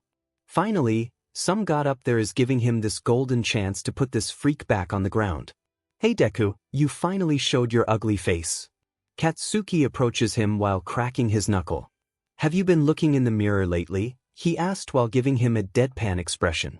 He threw his towel on the ground while walking towards him. "You see, I finally understand that you've just trying to mess with me. I know that you were alive all this time, you quirkless 𝗧𝗍," he said. He looked at him with a raised eyebrow. "Are you sure you okay, Kaken?" But he ignored him and continued to ramble. "I know that you have a quirk all along, and you've been hiding it all this time in front of all of us. But now that I finally know your quirk little secret, you can't escape from me, Deku. I'm gonna beat you till death just like before, and then after I'm done, I'm gonna drag your worthless butt back to your family. You useless 𝗧𝗃, don't you feel any guilt leaving your family like that?" 𝗧𝗵𝗃 kept speaking while Deku is just looking at him while trying to hold his laugh. "You're gonna go back to your family and you're gonna tell me how you got your quirk in the first place, and then I'm gonna make sure you'll never gonna walk for the rest of your life ever again," he said while showing his maniacal grin. And after he was done talking, Deku was silent for a moment, thinking that he's gonna show his fear while pleading not to beat him, which he's gonna do, and then he's gonna show his pathetic face while crying and begging with his head on the ground. He was waiting for him to show his fear when suddenly he was hearing soft laughter. 𝗧𝗵𝗃 blinked when he heard the soft laugh. He looked around trying to find some extra hiding in the locker room, but no one was there as he was standing in the room alone and not to be disturbed. The one who was laughing was none other than the person that he thought was gonna grovel. Deku snickered and then started laughing loudly, startling him. 𝗧𝗵𝗃 thought that Deku has lost his mind from being cornered, but his grin says otherwise. That's your big conclusion. Me faking my own death and then using my quirk that I kept hidden for so long just to mess with you, now that's rich, 𝗧𝗵𝗃. He laughed loudly at him. But 𝗧𝗵𝗃 wasn't pleased seeing him acting all arrogant like that, thinking that his worthless but is already being found out. "What do you mean, freak? I know that you had a quirk and dash," he was being interrupted. "Do you ever shut up? Seriously, how come you haven't gone deaf after opening your mouth while listening to your own voices? All I'm hearing about is nothing more but your childish nonsense," Deku said in a bored tone. But I guess your effort deserves some sort of applause, so there you go, Kaken. Well done on your brilliant deduction. You should try to be a detective someday." He clapped both of his hands while openly mocking him. But 𝗧𝗵𝗃 was beyond mad after he openly mocked him like that. He had never hated Deku more than as he stood there looking like an idiot after being mocked like that. He grits his teeth in anger while looking at him, clapping his hand with a dissatisfied look on his face. He felt as though his body was generating waves of powerful hatred, so powerful that it seemed incredible that Deku couldn't feel them burning him. He had loathed Deku from his first encounter at the infirmary during the sports festival, and now he finally had the chance for some payback. He grips his hand and went after him with his fist, ready to punch the hell out of him while he screamed in rage. He was about to hit him in the face with his signature right hook. But suddenly, his fist was met with a locker door and he screamed in pain. He grits his teeth in pain while confused about why his fist isn't hitting Deku's face but the door on his back. Ouch, that's gonna hurt, you know, someone said on the back. When he turned around to see that he was standing with the exact same posture, with the same smirk, and the same eyes. Only this time, he was standing behind him. How is that possible? He knows that he punched him in the face and somehow he was standing on his back completely unharmed. There's no way that's possible. Now what other brilliant deduction that's gonna come up from your but this time Kaken? That I possess a second quirk or something. You're too stubborn to admit it, so I've to come and say it to you. He said.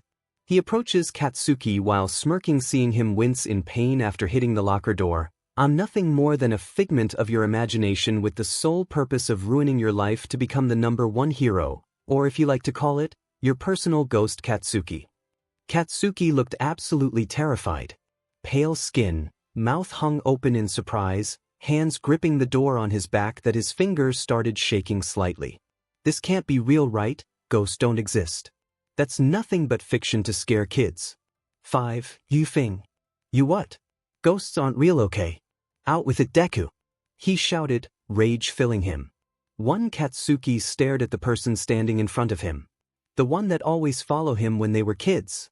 The one that stands in his way of becoming a hero. The one that should be long dead yet standing in front of him. He wants to pinch himself so badly and awake from this twisted nightmare.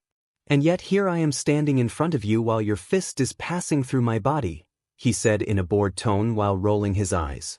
And suddenly he disappeared from thin air, leaving Katsuki alone in that room.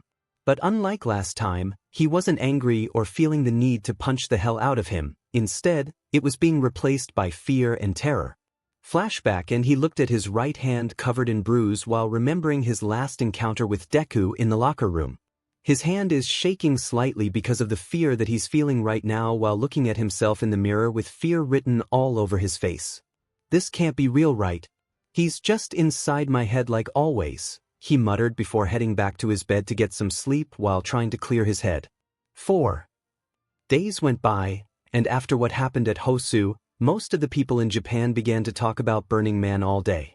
The newspaper, radio station, television, newscaster, and social media are filled with the hot topic about the Burning Man appearance where he went face-to-face with Endeavor in Hosu.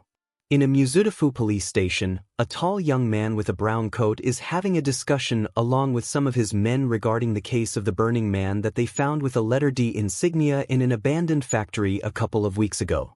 Okay, so here's everything we've gathered so far about the case. The victim that we've found in an abandoned factory a couple of weeks ago is an ex-member of the 𝗵𝗃. Some of them are already burned beyond recognition, but we've managed to salvage some of the remains and we've cross-matched them with our database. The officer explained. And what did you find? Tsukachi asked as he grabbed the file. All of them were former members of 𝗵𝗃.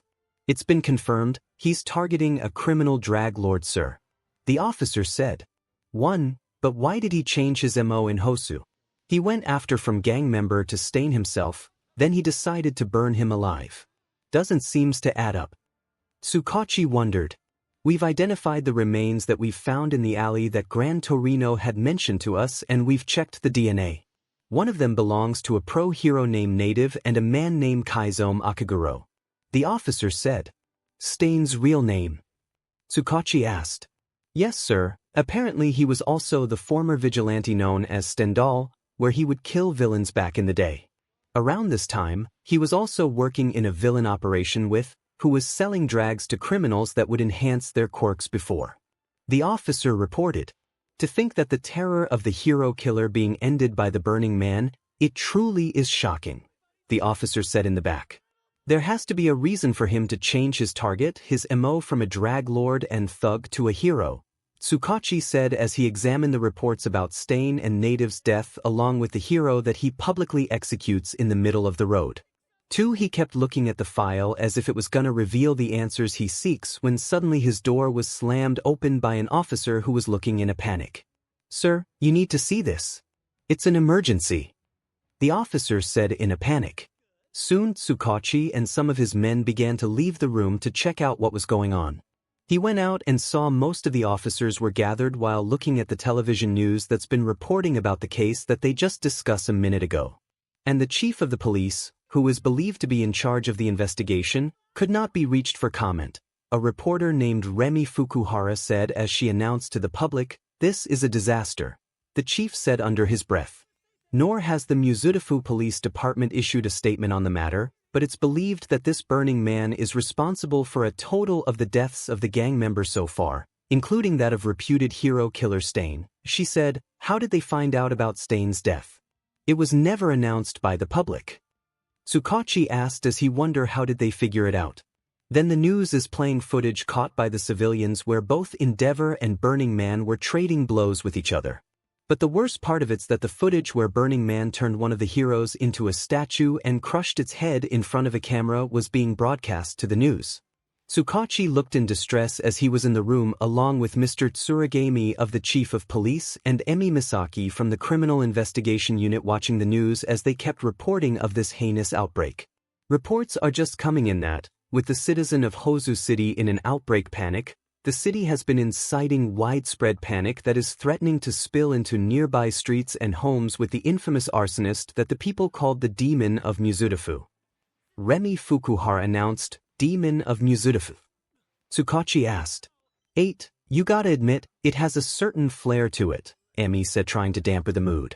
With the appearance of the burning man that's been terrorizing the city, we could ask ourselves whether the heroes would be strong enough and able to apprehend him after his sudden appearance in Hosu and how he defeated most of the heroes without any problem, she announced. This has gone escalated, we need to contain this as quickly as we can. I need a unit in Hosu City right away to keep the citizens safe. We need to protect the civilian before it has gone to worldwide panic, the chief said as he ordered most of his men. Yes, sir, they shouted. Then they all went scrambled as they tried to defuse the situation and stop the panic that was happening in the city, while 𝗧𝗵𝗃 just grumbled in annoyance thinking how come such a one person could cause a panic of this size. As the city was in a widespread panic, the Class 1A was in a panic of their own as they were just finished the written exam of their midterm exam. Sure, they all managed to pass on the first half of the exam, but there's still the other half that they need to accomplish.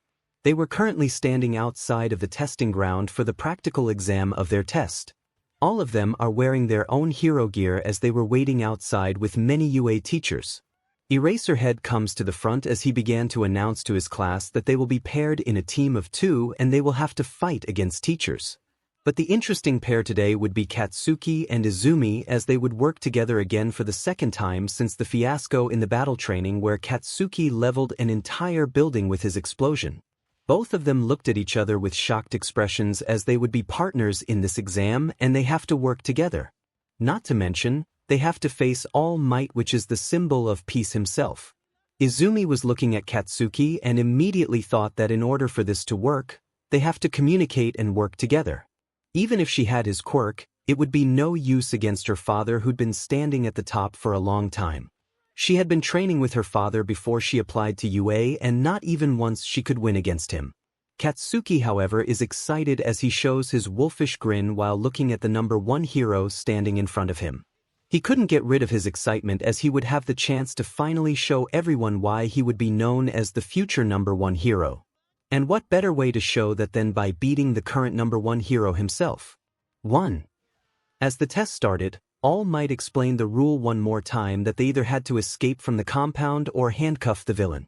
Izumi was trying to come up with a plan on how they should do this test, but Katsuki, on the other hand, was holding himself on the inside as he waited patiently for the test to start so that he could prove how superior he is compared to others. When the bell finally rang signaling that their test has started, Katsuki immediately rushed into the compound with Izumi following him from behind. "Katsuki, wait up, we can't just go and rushed ahead, we need a plan," Izumi called out to him much to her dismay, but they need to work together to pass the exam, so she needs to SCK it up. 3. Shut up, Izumi, you're not gonna ruin my chance here. Katsuki spat out. "Are you honestly thinking that you could win against my father? Did you get hit in the head or something?" Izumi asked, thinking that he had gone insane. "Huh. Just because you won the sports festival doesn't mean you get to boast about it and order people around, Izumi. I'm not taking orders from you, and that's for sure." Katsuki yelled out to her. "Ordering people? Will you listen yourself for a minute? You're delusional." Izumi said back. 2. I can pass this exam on my own and I don't need your help, Izumi. You're just holding me back anyway." Katsuki yelled at her. "Damn it, listen to me," she called out to her, but suddenly she tumbled backward as Katsuki pushed her to the ground while glaring over his shoulder. "Shut the hell up, Izumi. I swear if you opened your goddamn mouth, I'm gonna kill you first, you hear me? You're not the best in this school and everyone's gonna see that once I beat him to the ground," Katsuki said as he dashed towards the city looking for all might, leaving Izumi alone in the middle of the road. 3. Katsuki propels himself using his explosion as he makes a mad dash toward the populated area trying to find All Might. He kept hovering in the air using his explosion and there was still no sign of him anywhere. Thinking that he might be on the other side of the city, he decided to lower himself back down to the ground and planted his feet to walk and trying to catch him up by surprise. He walked slowly towards the alley as he looked at the surrounding, trying to hear any sound that comes to his way while readying his explosion on both of his palms the moment that he saw any movement come his way. Suddenly, he heard a noise coming from the T intersection in front of him. He quickly made a mad dash towards there and quickly spun around and ready to fire off his explosion. "Watch where you point that thing," someone said. And quickly Katsuki yanked off his explosion and looked at the mysterious person standing on the intersection as he stands laying on the side of the wall while crossing his arms. "Deku, what the F are you doing here?" Katsuki growled in anger. "Question is, why are you just plainly hiding in this stinky alley where you should go out there and get in the action?" Deku asked while looking at him with a mocking smile as always. "I'm not hiding from anything, Deku," Katsuki said while glaring at him. "Then why do I find you in here?" Izuku asked him, only to be met with silence. "You know what I find funny, is that you standing here running away while my sister is getting in on the action and once again stealing the glory and fame that was supposed to be yours," he chuckled. "Well, maybe if you just stayed dead in the first place, then maybe I won't be in this mess." Katsuki grunts in anger. "Which mess are we talking about? The one where you fired off that explosion in the battle training? Or when you lost at the sports festival where thousands of people watching you? Or when you lost all the fame and glory that was supposed to be yours? Where did you get kicked off that internship? The one where I was dead in the alley? I meant you need to help me clarify this one, you know," he said as he snickered at him. "How about when you start bugging me every second you had and then suddenly disappeared like the coward that you are?" Katsuki roared in anger. "Ouch, did you kiss your mother with that foul mouth of yours? Oh, wait, your mother hates you, right? Because she doesn't think of you as her own son anymore," Deku said as he mocking Katsuki. For Katsuki is starting to get set off once hearing him talking. Ever since the sports festival, he was starting to get set off easily and gets angry all the time. First, Izumi was gloating over her victory in the sports festival and she had the audacity to ask him to celebrate her accomplishment. It's almost like she wants to rub her victory in Katsuki's face. Then Deku was starting to appear after that and he's been trying to ruin his life by having his presence in front of him. And then he's thrown out from his internship because he threatened in turn for an answer. And now, Katsuki was already in a bad mood after the whole lecture by Izumi, and the last thing he needed right now is a hallucination from his past lecturing him as well. He tried to ignore whatever comes out of his mouth, but suddenly his communicator was ringing and Izumi was on the other side of the call trying to call him. "Katsuki, where are you?" Izumi asked, trying to figure out his location. "Shut up, Izumi," Katsuki said as he turned off his communicator and crushed it to the ground. Sounds like my sweet little sister whispering in your ear. The problem is, she always wants to control you like a good little pawn just like everyone else, and doing what others want isn't how 𝗧𝗵𝗲 would do. I should know. Deku said as he tells him how Izumi is always manipulating him. For, you wanna win this exam, you need to get your act together. Roll up your sleeve and time to hold the reins. Deku said while trying to convince him. 𝗧𝗵𝗲 was looking at him for a moment as Deku shows a thin smile at him. As much as 𝗧𝗵𝗲 hates to admit it, he's making a good point. Ever since they went to you, Izumi has been pestering him all the time and she's trying to manipulate him to do her bidding. The battle training, the sports festival, and this exam. She's always trying to manipulate him, trying to get him under his skin. 15 Well, no more is he gonna be someone else puppet. He's 𝗧𝗵𝗲. He's the next #1 hero and he definitely won't be acting from someone's order. No one tells him what to do. He's his own boss and nothing would change that. So he took a glance at the item that was in his belt and took it. It was one of his grenades on the belt of his hero costume. These grenades stores 𝗧𝗵𝗲's nitroglycerin-like sweat and could be used as regular grenades at a later time. He made those hand grenades for creating more impact with his attack in case his explosion doesn't pack a punch. He take a look at the grenade for a while and he was in a dilemma about whether he should throw it off or not. Do you really want to risk losing this fight because you're getting cold feet? This is your moment, 𝗧𝗵𝗲. Seize it before it's too late. You wouldn't want to disappoint your idol by holding back, right? Deku taunts him, whispering in his ear like a devil. 7 𝗧𝗵𝗲 grabbed the grenade tightly as he stares at the firing pin. Then he closes his eyes while gritting his teeth in anger. Izumi was running around in the road looking for 𝗧𝗵𝗲 as she was trying to stop him before he does something stupid. She was currently jumping around the building hoping to find him from the higher ground and hoping she could be spotted her father from up here. Right now, she was exhausted and mostly tired of 𝗧𝗵𝗲's attitude. In all of her life, she had never hated 𝗧𝗵𝗲 more than she ever did and she wished she could punch him in his smug face. She kept wondering what was wrong with him. Ever since the sports festival ended, he's been acting like a self-appointed 𝗎𝗪𝗢𝗊. Not that he hasn't been in the first place. At first, she thought that perhaps he was still being petty after losing the sports festival and getting his butt kicked by her and Shoka during the finals, but even so, that doesn't explain his new aggressive attitude during the class and other activities. She thought perhaps he needs time to cool off and he'll be back to his usual self. To Izumi's dismay, 𝗧𝗵𝗲's new aggression didn't wear off over the next few days after the festival is over. Worse still, it coincided with an awful performance in his academics and his practical skill, which made him more aggressive, so that during his daily school life, he couldn't perform like before, and once again he blames everybody. He kept blaming everyone in the class, telling them they were holding him back and always standing in his way. One time, when Aizawa asked him a question during the class and he mumbled at his desk while arguing with whoever it was, and Aizawa called him out, only for him to yell at him to shut up, and he was quickly wrapped by Aizawa's scarf and being dragged to the teacher's room. Some of his friends, the Baku squad, were trying to talk to him about what was going on with him recently, but much to his dismay, he yelled out to them, telling them that he doesn't need their help and harshly tell them that they were nothing to him.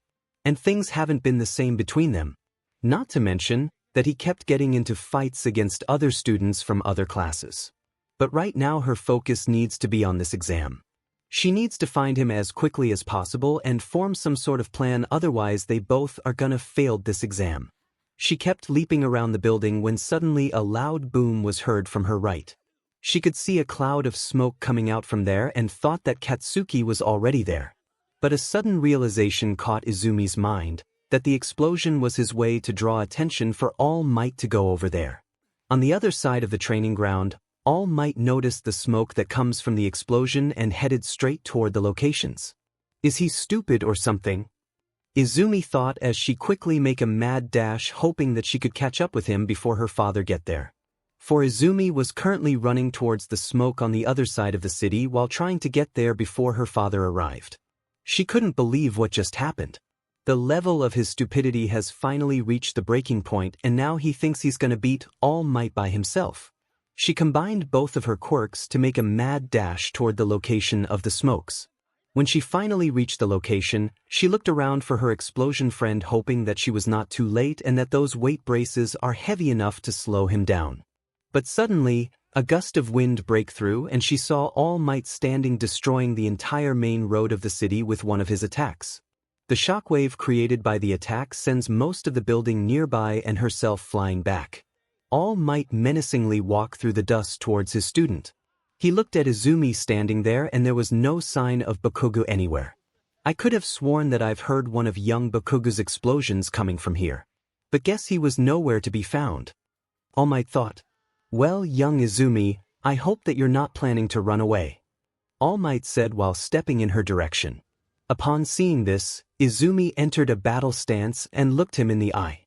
Soon, she saw him dash towards her direction and punched her so hard that the force flung her back to the other side of the road. She groaned in pain after receiving one of her father's punches. Even after spending nearly a year training with him, his punches still hurt. Once she powered up her quirk up to 10% and used one of her techniques known as full cowling, where she channeled her quirk to all of her body.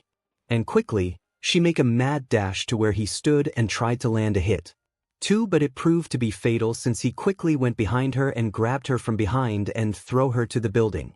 She quickly powered full cowling once again and landed on the rooftop of one of the buildings. But before her toes could touch the ground, she quickly looked that her father had thrown a car parked on the road in her direction. Catch, young Izumi, All Might said while throwing the car. She jumped backward on the roof just seconds before the car landed at her previous location. And quickly her father jumped ahead and punched her in the gut. She promptly put her guard up, but it was too late because the punches were too quick for her eyes to keep up. So she decided to use her telekinesis and pull herself out of there quickly. Izumi managed to dodge an oncoming attack from her father just to see the huge dent in the ground. She tried to make a mad dash toward the exit, but her father quickly cut her off. She powered up her quirk along with her telekinesis to run at the alley, but her father quickly kept up with him and managed to pull her to the road. Her back hit on the fence as she tried to get up, but her father pinned her body with his foot and pushed her to the ground, not allowing her to get up. I admire your tenacity, young Izumi, but I can't stay here much longer. I must find your partner who's been hiding. All Might told her while he readied his right hand to knock her out cold. Izumi, who saw this on the ground, could only curse at herself and 𝗵𝗃𝗃𝗃 for abandoning her by herself. She guesses that he used the explosion for distraction and make a runaway by himself, leaving her to fail while he passed the exam. She could hear the bragging sound that comes from his mouth when she woke up at the infirmary. When suddenly a loud booming sound entered both Izumi and All Might's eardrums. He looked in the direction of the sound and was met with the resident explosion quirk boy propelling himself in front of his face. Izumi, guard, he yelled at her. 𝗵𝗃𝗃𝗃 came towards the location out of nowhere and he looked at All Might with an angered look. The same look that he gave to the rest of his friends when they decided to badmouth him from behind. Izumi, who saw that, immediately create a psychic barrier to protect her from the incoming attack. He aimed his gauntlet at the pro standing in front of him. Then he pulled the safety pin and a massive wave of explosions fell upon him. The size of the explosion is much bigger than the battle training and it managed to push the symbol of peace flying back. The blast itself was pretty powerful and managed to send a pummel of smoke that completely obstructed the camera's view. Izumi looked at her friend who was standing in front of her with her viewing his back, wondering why he came towards her. 𝗵𝗃𝗃𝗃. But why? Izumi asked in disbelief. Don't get me wrong, Izumi, the only reason why I'm here is that I'm the one who's gonna beat him up myself, 𝗵𝗃𝗃𝗃 answered while his eyes is looking at the smoke produced by the explosion. For Izumi looked at her friend's back while trying to get back on her feet. Something feels different about him, the way he said those words. Usually it filled with malice or angered tone, but somehow this time it was calm and composed. She then quickly gets back on her feet and thinks that her father is already down with the explosion, but 𝗵𝗃𝗃𝗃 wasn't lowering his guard at all. On your feet, Izumi, he's not down yet, 𝗵𝗃𝗃𝗃 ordered while readying himself for what was about to come.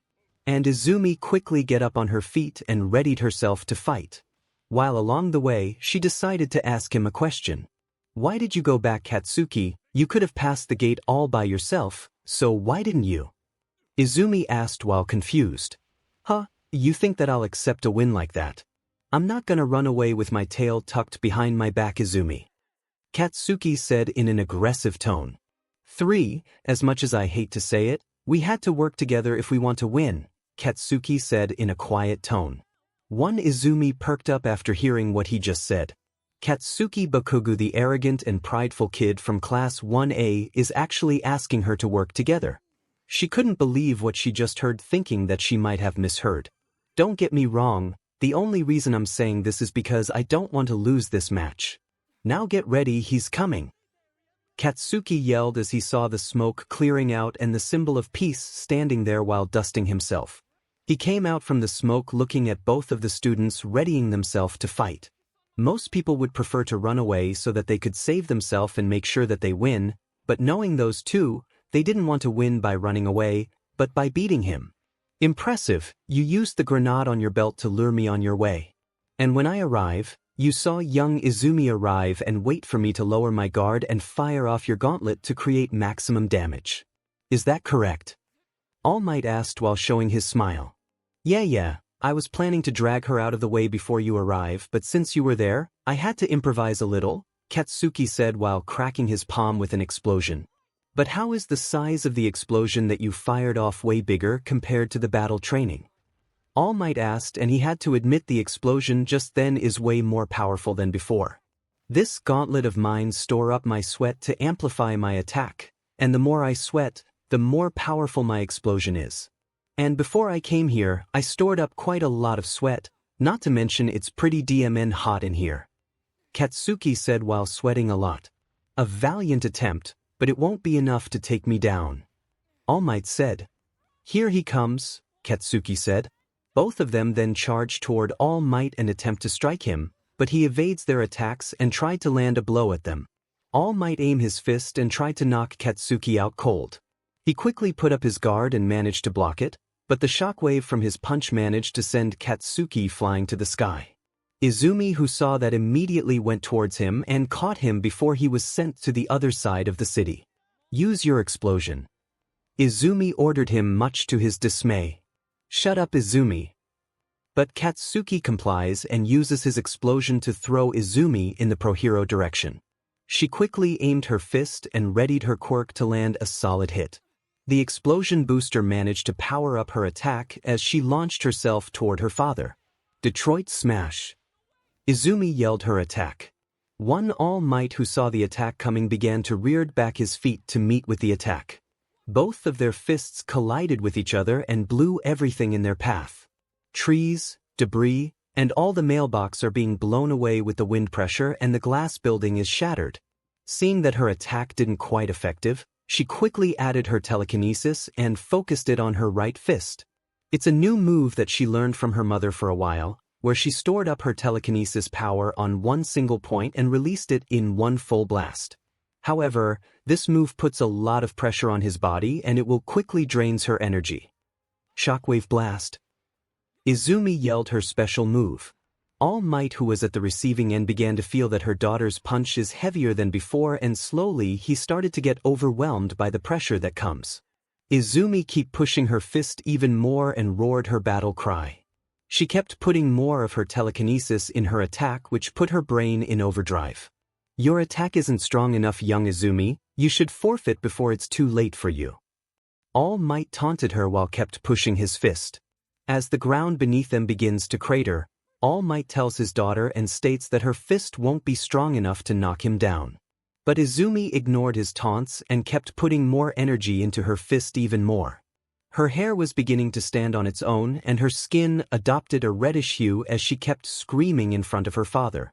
However, through sheer willpower, Izumi shocks everyone who's watching, including her father, and sends him flying while breaking her gauntlet. Finally, to pull through. Her fist soared into the sky and sent him out flying. Shockwave Blast.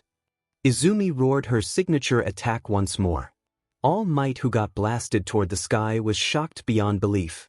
Her daughter, who he had watched grow over the past 14 years, had finally proved to him and herself that she's finally started to walk her path to becoming a great hero in the future, and this attack is all the proof that he needs. As a father, he couldn't be more proud of her. 8 Katsuki now. Izumi yelled before she was about to pass out.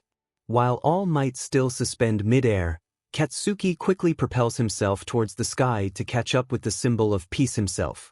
𝗧𝗍𝗍 knows that while he's in mid-air, he couldn't avoid his attack no matter what, and he had an advantage when it comes to an aerial attack. So he needs to give everything he got to finish him. 𝗧𝗍𝗍 quickly took to the air and then used explosions to propel himself in a circular motion to create a tornado. He began to focus his explosion in his palm, as he needs to finish this in one move or they would lose in this fight. 𝗧𝗍𝗍 releases the enhanced blast upon impact with the ground and makes contact with the symbol of peace who's still hovering in the air. 𝗬𝗪𝐻𝗧𝗏 impact.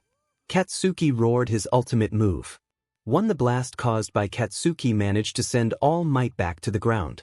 The attack itself was almost as strong as a missile, seeing that All Might be thrown into the air like some ragged doll.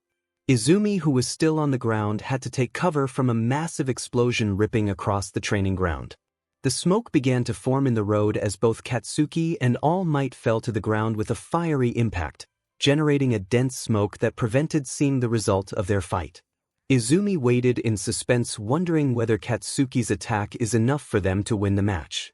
As the smoke began to clear, Izumi saw 𝗧𝗍𝗍 standing weakly while trying to catch his own breath while raising his right arm to form a fist, and All Might is laying on the ground with a handcuff on his hand thanks to Izumi, who used her telekinesis to attach it on All Might's wrist.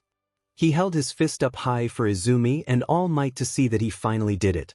He finally beat All Might. He had proven to himself and everyone who was watching that he was the strongest in this school. 3. Team Izumi Yagi and 𝗧𝗍𝗍 Bakogu have passed the exam. The intercom announced their victory. All Might, who was lying on the ground helplessly, began to form a smile on his face, knowing that the future is looking bright, thinking that the next generation of heroes is gonna be strong enough. He looked at the young heroes helplessly passed out on the ground after being exhausted from their battle, then went toward their direction and picked them up to Recovery Girl. Too unknowingly, a tall figure is standing on the top of the building looking in the direction of two of the students being carried by All Might from afar. The mysterious individual watched the fight from the start and, seeing the two students, managed to bring the symbol of peace to his knees. "That's right, keep flying high, both of you. If your wings are going to break, it's more fun that way," the mysterious person said while taking a step back and walking towards the shadow and mysteriously disappearing. 15.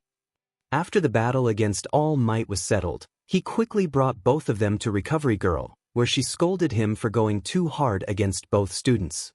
He couldn't blame her since he did admit that he was being a little overboard with both of them. She examined both of their injuries and was treated by Recovery Girl. They should be getting back on their feet after enough bed rest. 𝗧𝗍𝗍 slowly opened his eyes to see a white ceiling and feel a dull pain on his right side. He felt dizzy and winced in pain after feeling his body sore from all places. "You awake?" someone asked. He turned his head around to see Izumi sitting up in her bed while her right arm was in a cast. He looked at her, and he could easily tell that she's got her butts handed to her. "What happened?" 𝗧𝗧𝗍𝗍 asked while groaning in pain. "Well, we did it. We passed the test," Izumi claimed. 𝗧𝗧𝗍𝗍 quickly turned his head so hard that you could almost hear his neck crack. "We passed?" 𝗧𝗧𝗍𝗍 asked in disbelief.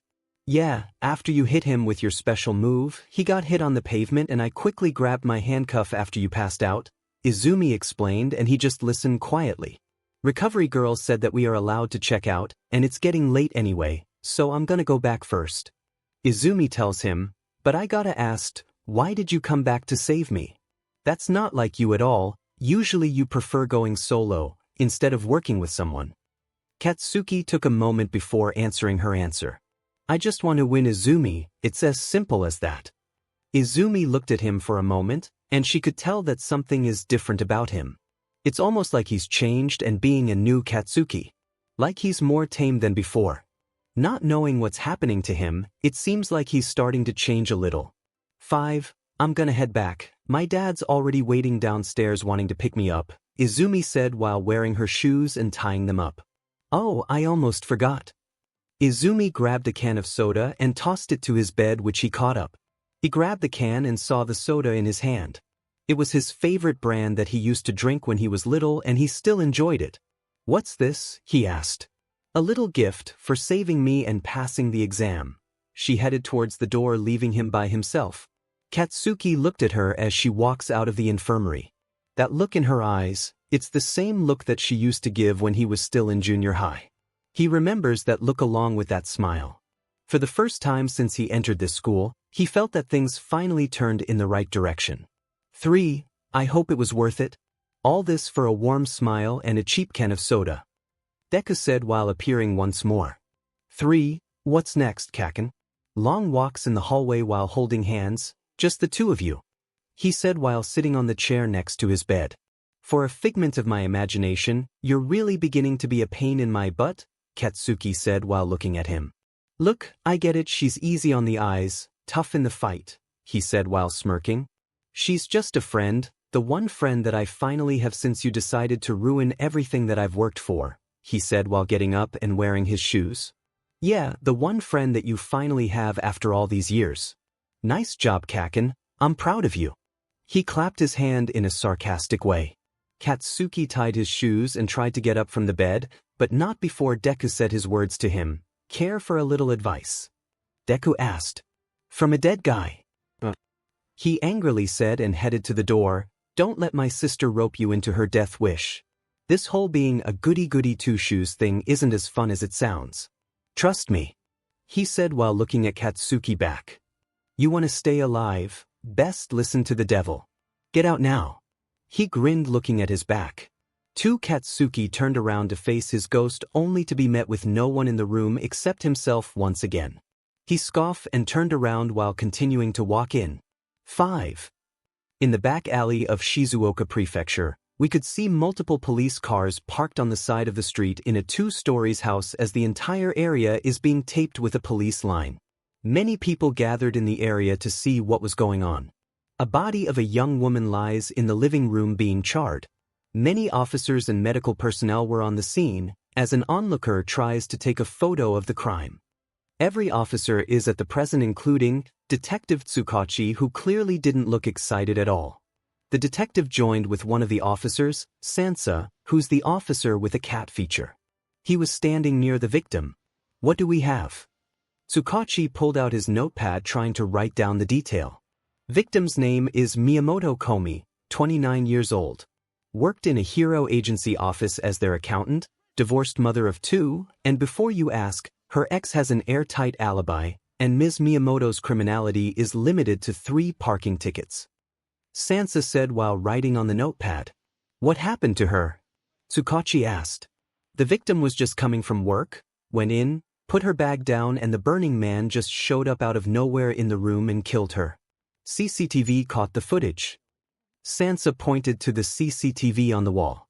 6. Alright, I want that footage as evidence and analyze it. We need to make sure it's not being tampered with or anything. Tsukachi ordered. Any other burning message? Tsukachi asked to hope for a new letter to pop in. Not that we haven't found, sir, one of the officers said. Keep looking, make sure we don't miss anything, Tsukachi tell his officer as they complied. Why would the Burning Man target an average housewife? Tsukachi wondered while looking at the charred corpse. 2. But suddenly his phone starts vibrating. He takes a look at the caller's name and it is from one of the lieutenants in the force. He picked up the phone and answered it. What is it, Lieutenant? Tsukachi asked. He listens to the lieutenant while on the phone, and after a good minute, he hung up the phone and looked at Sansa. Sansa, I want you to gather all of the evidence you could find and bring it to the station, Tsukachi said while readying himself. Where are you going, sir? Sansa asked while watching the detective head to his car. Another body just dropped. This time it's in Saitama. It's the same MO, Tsukachi said while turning on the engine of his car. 7. Another Burning Man victim, he asked. He nodded and hit the pedal gas immediately and drove to the location at once. On the way there he called Principal Nizu and told him that another body was dropped and he asked that if he could come to the precinct along with Aizawa. In a Mizudafu precinct, we could see 6 individuals gathered in a meeting room discussing the Burning Man case that just happened a couple of hours ago. There was Aizawa who standing with both of his hands in his pocket looking all sleepy and tired as always. Nizu sitting on the Aizawa scarf while being wrapped in it, looking at the report in front of him. 𝗵𝘃𝗵𝗲 with her professional attire along with the chief of police wears a suit with a dress shirt. Gran Torino in his hero costume and 𝗧𝗵𝗃 with his signature brown coat. Half of the group standing there look exhausted and tired after dealing with the case of Burning Man, and up until now they haven't found a good lead regarding the case, and after targeting 2 civilians, things started to escalate. Alright, so this is everything regarding the case of Burning Man that we've gathered so far in the last 10 months. From his first victim to the latest crime, regarding whether the victim is an average housewife to a pro hero. 𝗧𝗵𝗃 said to everyone in the room. And this is every single piece of physical evidence we had. 𝗧𝗵𝗃 dropped a box file on the desk. 1. So far we've almost had 0 information regarding this person. No name, no identity, no information, nothing. It's almost like this person doesn't exist. 𝗧𝗵𝗃 opened the file regarding the information about the arsonist. 5. What about his latest case? Aizawa asked to hope to get some answer. Victim's name is 𝗵𝗃𝗄, 26 years old. A pro-hero member. She was caught off guard while patrolling in the area. One of the witnesses saw that she was hit by a fire blast out of nowhere. She was killed on the spot in front of many civilians. 𝗧𝗵𝗃 said while showing the photo of the crime scene. Oh God. 𝗵𝘃𝗵𝗲 said while covering her mouth. Next is 𝗧𝗪𝗍𝗂𝗧, 38 years old. A vice president of merchandise and operations at 𝗧𝗪𝗧𝗏 Corporation. He was at home after coming home, and suddenly his car exploded along with his house. 𝗧𝗵𝗃 explained. A neighbor saw a mysterious person go in front of the house and fired off a huge fire blast and exploded the house till there's nothing. Why did he decide to target these people? It doesn't make any sense. Aizawa thinks while reading the case report. A drag lord, a pro-hero, a housewife, and a vice president, Nizu mumbled trying to find a connection between the victims. Is there any connection between all of the victims? Aizawa asked. Just the same MO, killed by the Burning Man, the chief said to Aizawa. There's no connection anything between the 4 victims, no links between home address, previous schools, personal history, work-related or anything. As far we could find, none of them ever lay eyes on another. 6. Did any of their relative have any connection with the victims? Maybe their kids went to the same school or in the same club, there's a possibility they met online. 𝗵𝘃𝗵𝗲 spoke her theory. The cybercrime division is still investigating that. We suspected that they might have a connection online, 𝗧𝗵𝗃 said. But I kinda doubt that we find anything. But what I'm curious about is how he picked his target. Nizu chimed in and everyone's heads turned to the principal's seat. What do you mean Nizu? Aizawa asked the principal.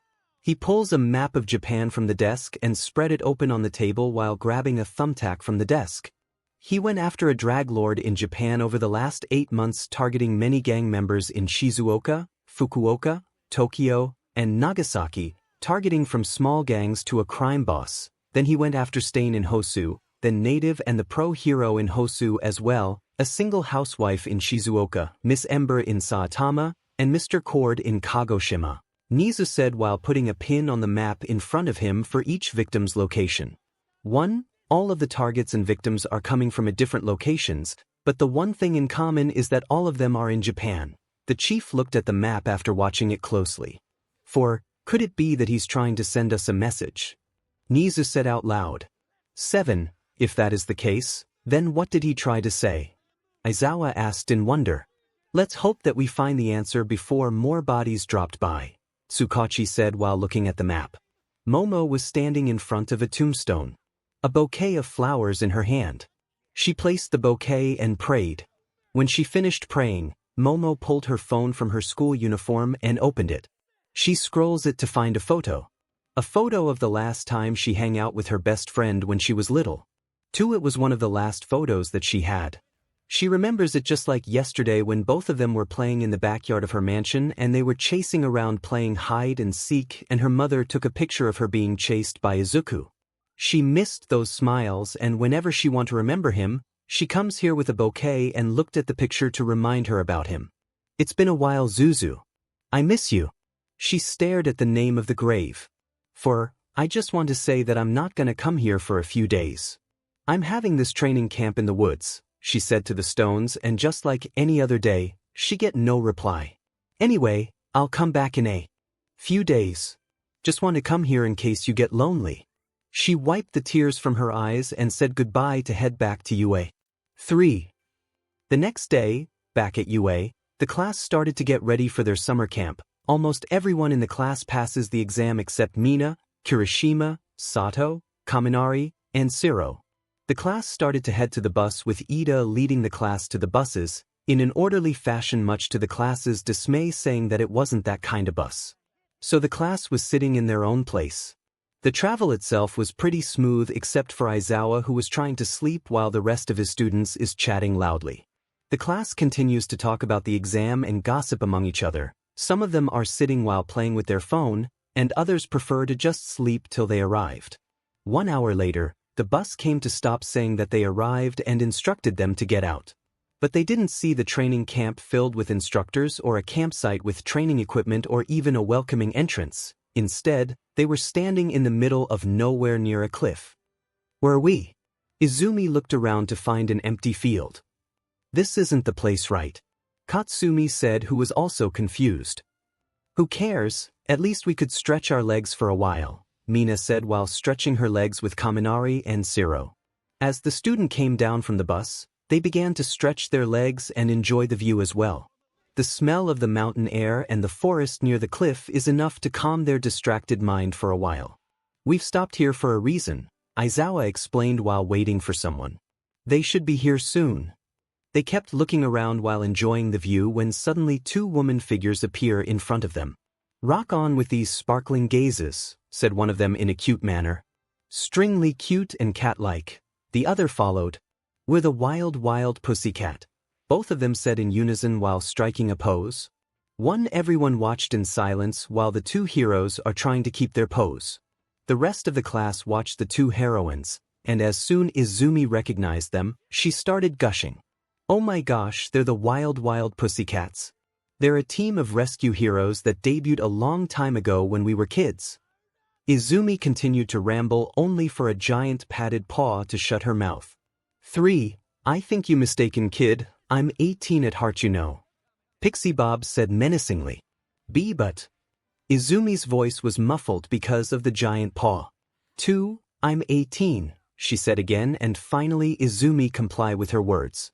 1. These are the pros that will be helping you with your training, Aizawa said monotone. Mandalay walked over the railway and looked at the forest. These entire mountains are our territory, and that over there is our lodge. She pointed out the other side of the forest. You had until noon to reach there or you won't get any lunch. 1. Wait, what? The entire class questioned. Then why did we stop in the middle of nowhere? Uraraka questioned, and Kaminari, who was the first to realize, began to scramble in panic. Everyone gets back on the bus. Pixie Bob, Aizawa said in a monotone voice. On it. Soon Pixie Bob placed her hands on the ground and used her quirk to turn the cliff to falling out on them. And all of the students are falling down to the ground, and not before Mandalay said that they were allowed to use their quirk freely in the forest. You had 3 hours to go to the lodge or you won't get lunch. If I were you, I start running, Aizawa said before leaving the students. And just before he walked away, he could hear some of the students bragging, saying that this would be a walk in a park and expect something a bit challenging. Suddenly, Class 1A is confronted by a beast hidden in the forest. All of them are surprised to see a huge beast appear out of nowhere from dirt and rock, and they're surrounded by a group of an earthy creature. What the? Kaminari yelled in shock. It's Pixie Bob's quirk. She can manipulate the ground, Izumi explained to them. It's a giant earth monster, Mineta screamed in horror. Really, you dwarf, I didn't notice. Katsumi yelled in anger. Then suddenly the monster was easily crushed by Izumi, Katsuki, Shoto, and Ida. All 4 of them quickly zoomed in and destroyed the beast creature before they could make a move, but suddenly the ground started to shake and multiple earth monsters began to take its form. They got us surrounded. Shiro looked at their surrounding. Hey, this is no joke. If we don't make it by noon, then we won't get lunch at all. Sato complains about the situation. Then we need to move quickly. We should be headed towards the cabin and headed straight non-stop. Momo addresses their plan to the rest of her classmates. Everyone began to follow their lead as they kept trying to break through the clay beast by using their quirk. Some of them choose to reconnaissance like 𝗓𝗪𝗢 and 𝗎𝗪𝗧𝗔, while others like 𝗧𝗵𝗃𝗃, 𝗵𝗃𝗲, and 𝗧𝗪𝗧𝗟 are gathering the beast so that the others could finish it. And there's Kirishima, Sato, Bakugo, Todoroki, and Izumi who are using their quirk to finish them off. 𝗬𝗏𝗧𝗏 along with 𝗵𝗃𝗧𝗏 and 𝗵𝘃𝗵𝗏 watches from the hill where they could see multiple clouds of smoke coming from the forest and a loud banging sound followed by a sudden ice attack surrounding the forest. Wow, they're pretty good for a student, 𝗵𝗃𝗧𝗏 said to Izuku. 𝗵𝘃𝗵𝗏, who's standing next to her, also makes her comment, "Yeah, I meant it's only for 30 minutes, and they already make their way towards the lodge. I have to say, these students are pretty impressive." 𝗵𝗃𝗧𝗏 compliments the students. However, Izuku only replied while walking to the car, "They still have many things to learn." Leaving two of the heroine in confusion, not knowing what's going on. On his way to the car, Izuku is starting to remember the conversation he had with Nizu just before the training camp started. Flashback start. Katsuki Bakugo shows signs of changes. Izuku asked the principal. "That's right, according to the footage that I've received from the exam, it seems that he shows a bit of change in attitude," Nizu said calmly while sipping his tea. Izuku began to watch the footage of his exam and saw how he cooperates with Izumi against all might, which is kinda odd considering that he always acts like a lone wolf, a savage lone wolf. As he watched the video, he decided to ask him a certain question: is he really showing a sign of change? "I'm still not convinced somehow." Nizu began to put his teacup back on the table before speaking. "Yes, I believe that changes can't be done overnight, it takes time and effort to do it." He began to pour more tea into his cup and said without looking up, "Keep an eye on him, would you?" Flashback end. "Let's see whether those kids are truly changed or not," Izuku said before heading to the lodge. 8 hours have passed and Izuku is looking at the students who came out looking exhausted and reached their limit. They all looked like absolute 𝗧𝗃𝗧𝗏. Izumi was dragging both of her legs while holding his right arm in pain because of overusing her quirk. Ida, who's dragging his feet with his exhaust puffing smokes each second. And even 𝗵𝗃𝗧𝗏, who's losing a chunk of his ball. All of them looked battered and tired, and Izuku, 𝗵𝗃𝗧𝗏, and 𝗵𝘃𝗵𝗏 looked at them who just arrived. They give all of them 5 minutes to catch their breath and rest their feet. Were rested enough, Izuku began to lecture them for their lateness. "It took you nearly 8 hours to get here. I must say I'm disappointed with all of you," Izuku said calmly but with a disappointed look. "Didn't you guys say that this would be easy, a walk in a park? Or did you enjoy the scenery while taking pictures or something that you come up late?" Izuku coldly said to everyone. Needless to say, all of them were looking down and feeling disappointed. 𝗵𝘃𝗵𝗏, who saw that, began to greet them. "Welcome, sorry about the time, we calculated how long it would take for us to finish, not you guys. Although, I noticed that some of you are actually showing a good amount of teamwork, so I have to say that you passed." 𝗵𝘃𝗵𝗏 rubbed both of her paws together. "I thought it would take a lot longer for both of you, but I'm impressed, especially you three." She pointed to Ida, Katsuki, and Shoto, who were standing a few feet from her. "I called dibs on you three." And suddenly she jumped forwards to all three of them and start gushing all over the three boys, and they could hardly protect themselves. "Is she always acting like this?" Izuku asked. "She desperate for a mate," 𝗵𝗃𝗧𝗏 said while exhaling. Izumi, who saw all three of them getting gushed by the heroine, began to look around and she saw a young kid with a red cap who was standing alone at the front door. "Quick question, who is that kid?" She pointed in the kid's direction. 𝗵𝗃𝗧𝗏 realized what she was asking and quickly responded, "Oh, that's my nephew 𝗧𝗪𝗏. He's staying with me. 𝗧𝗪𝗏, come to say hello to them, you'll be spending a few days with them, you know." Izumi began to approach his direction to greet him, thinking that she tried to get to know the kid and be friendly with him, when suddenly she received a kick in her groin, causing her to wince in pain and the entire class to flinch. 𝗵𝗃𝗵𝗏𝗧𝗏, who saw that, began to approach her nephew. "𝗧𝗪𝗏, what are you doing? Apologize for this instant." "I don't plan to hang out with people that want to be heroes," he harshly replied before walking away too. After that, he walks away to the lodge alone, leaving Izumi on the ground clutching her groin. "The kid had guts," Katsuki said. "One, kinda like you know," Shoto said quietly. "What was that, you half-freak?" Katsuki yelled in anger. Before Katsuki could approach him, Izuku called out to the students for their attention. Enough already, now that you already had your rest, grab your luggage and head to the room.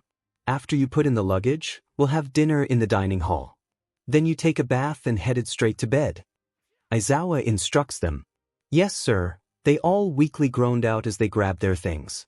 Izuku told them that the training starts in the morning and he expects all of them not to be late, or there will be a punishment awaiting them. Soon, Izuku entered the building to head to his room, when suddenly 𝗵𝗲𝗍 called out his name. Eraser, do you have a minute? Izuku turned around and saw both 𝗵𝗲𝗍 and 𝗵𝘃𝗍𝗵 walk in together. I've noticed that you kinda being harsh to your students in these couple of hours. What's going on? Yeah, I mean we've heard about your reputation being a harsh teacher, but that's kinda bit overboard, you know. 𝗵𝘃𝗍𝗵 joined in. However, Izuku just looked at them with a plain face before entering his room. It's their own fault for underestimating this camp. Later that night, after everyone managed to eat and enjoyed a hot spring, the girls of 1A were all sitting in their own room.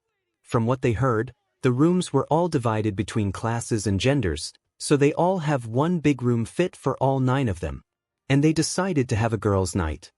Finally, some rest. Katsumi jumped out to her side of the bed. I'd say, tomorrow is gonna be a long day. Shoka agreed. Uraraka comes out from the bathroom after brushing her teeth. I wonder what we're gonna do for tomorrow.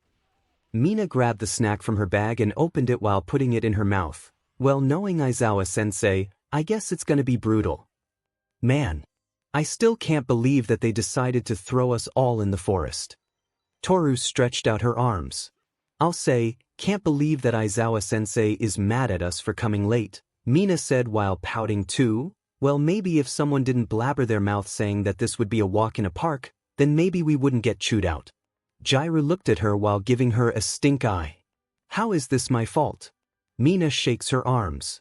As they all argued and had a conversation, Izumi was sitting near the balcony alone while looking at the night sky, thinking about Kota, the kid from before. Seeing how he hates heroes has got her thinking about her late brother. Her brother's childhood she had robbed along with her friends just because of a child's dream, and the price for that is the life of her brother itself. 3. If he were to still alive, would he be hating heroes just like how Kota is? Would he despise the idea of being one itself? Surely he wouldn't. But a small part inside of her mind know that if they kept doing what they've done and ignored his plea, then perhaps they would have a different kind of future, but the same result, one where Izuku doesn't want and hate the concept of hero itself.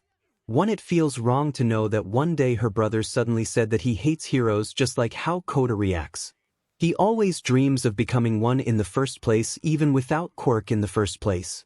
If there's one thing that he had more compared to her friends is that he had more drive compared to anyone she knew. If he commits to do something, he's gonna do it no matter how tough it is. While she was thinking out loud, Momo came from behind trying to call her. She wore her pajamas while walking straight to the balcony. You all right, Izumi? You look like you're having a lot of thought. Momo said while approaching her. Oh, nothing. Izumi startled. Have you been thinking about that Kota kid? Momo asked. I've kinda assumed that's what bugging your mind. Kinda. Izumi began feeling flustered.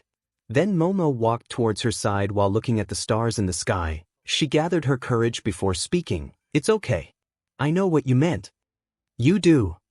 Izumi asked. She nodded without looking at her while saddened. That Kota kid, it kinda reminds me of Izuku too. Izumi was surprised to see how Momo could somehow read her mind and know what she was just thinking about a minute ago. Did she mumble under her breath like her usual habit again? It's kinda scary, you know, seeing that kid having that hateful look in his eyes.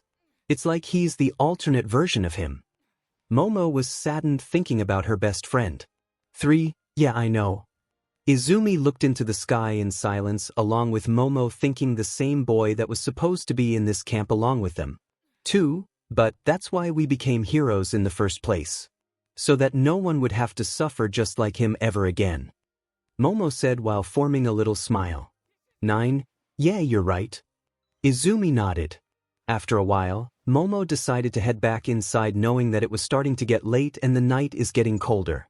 She says goodbye to Izumi and heads to her room before she remembers something. Oh, I almost forgot. Don't forget that we need to go to the flower shop a day after the training camp is over.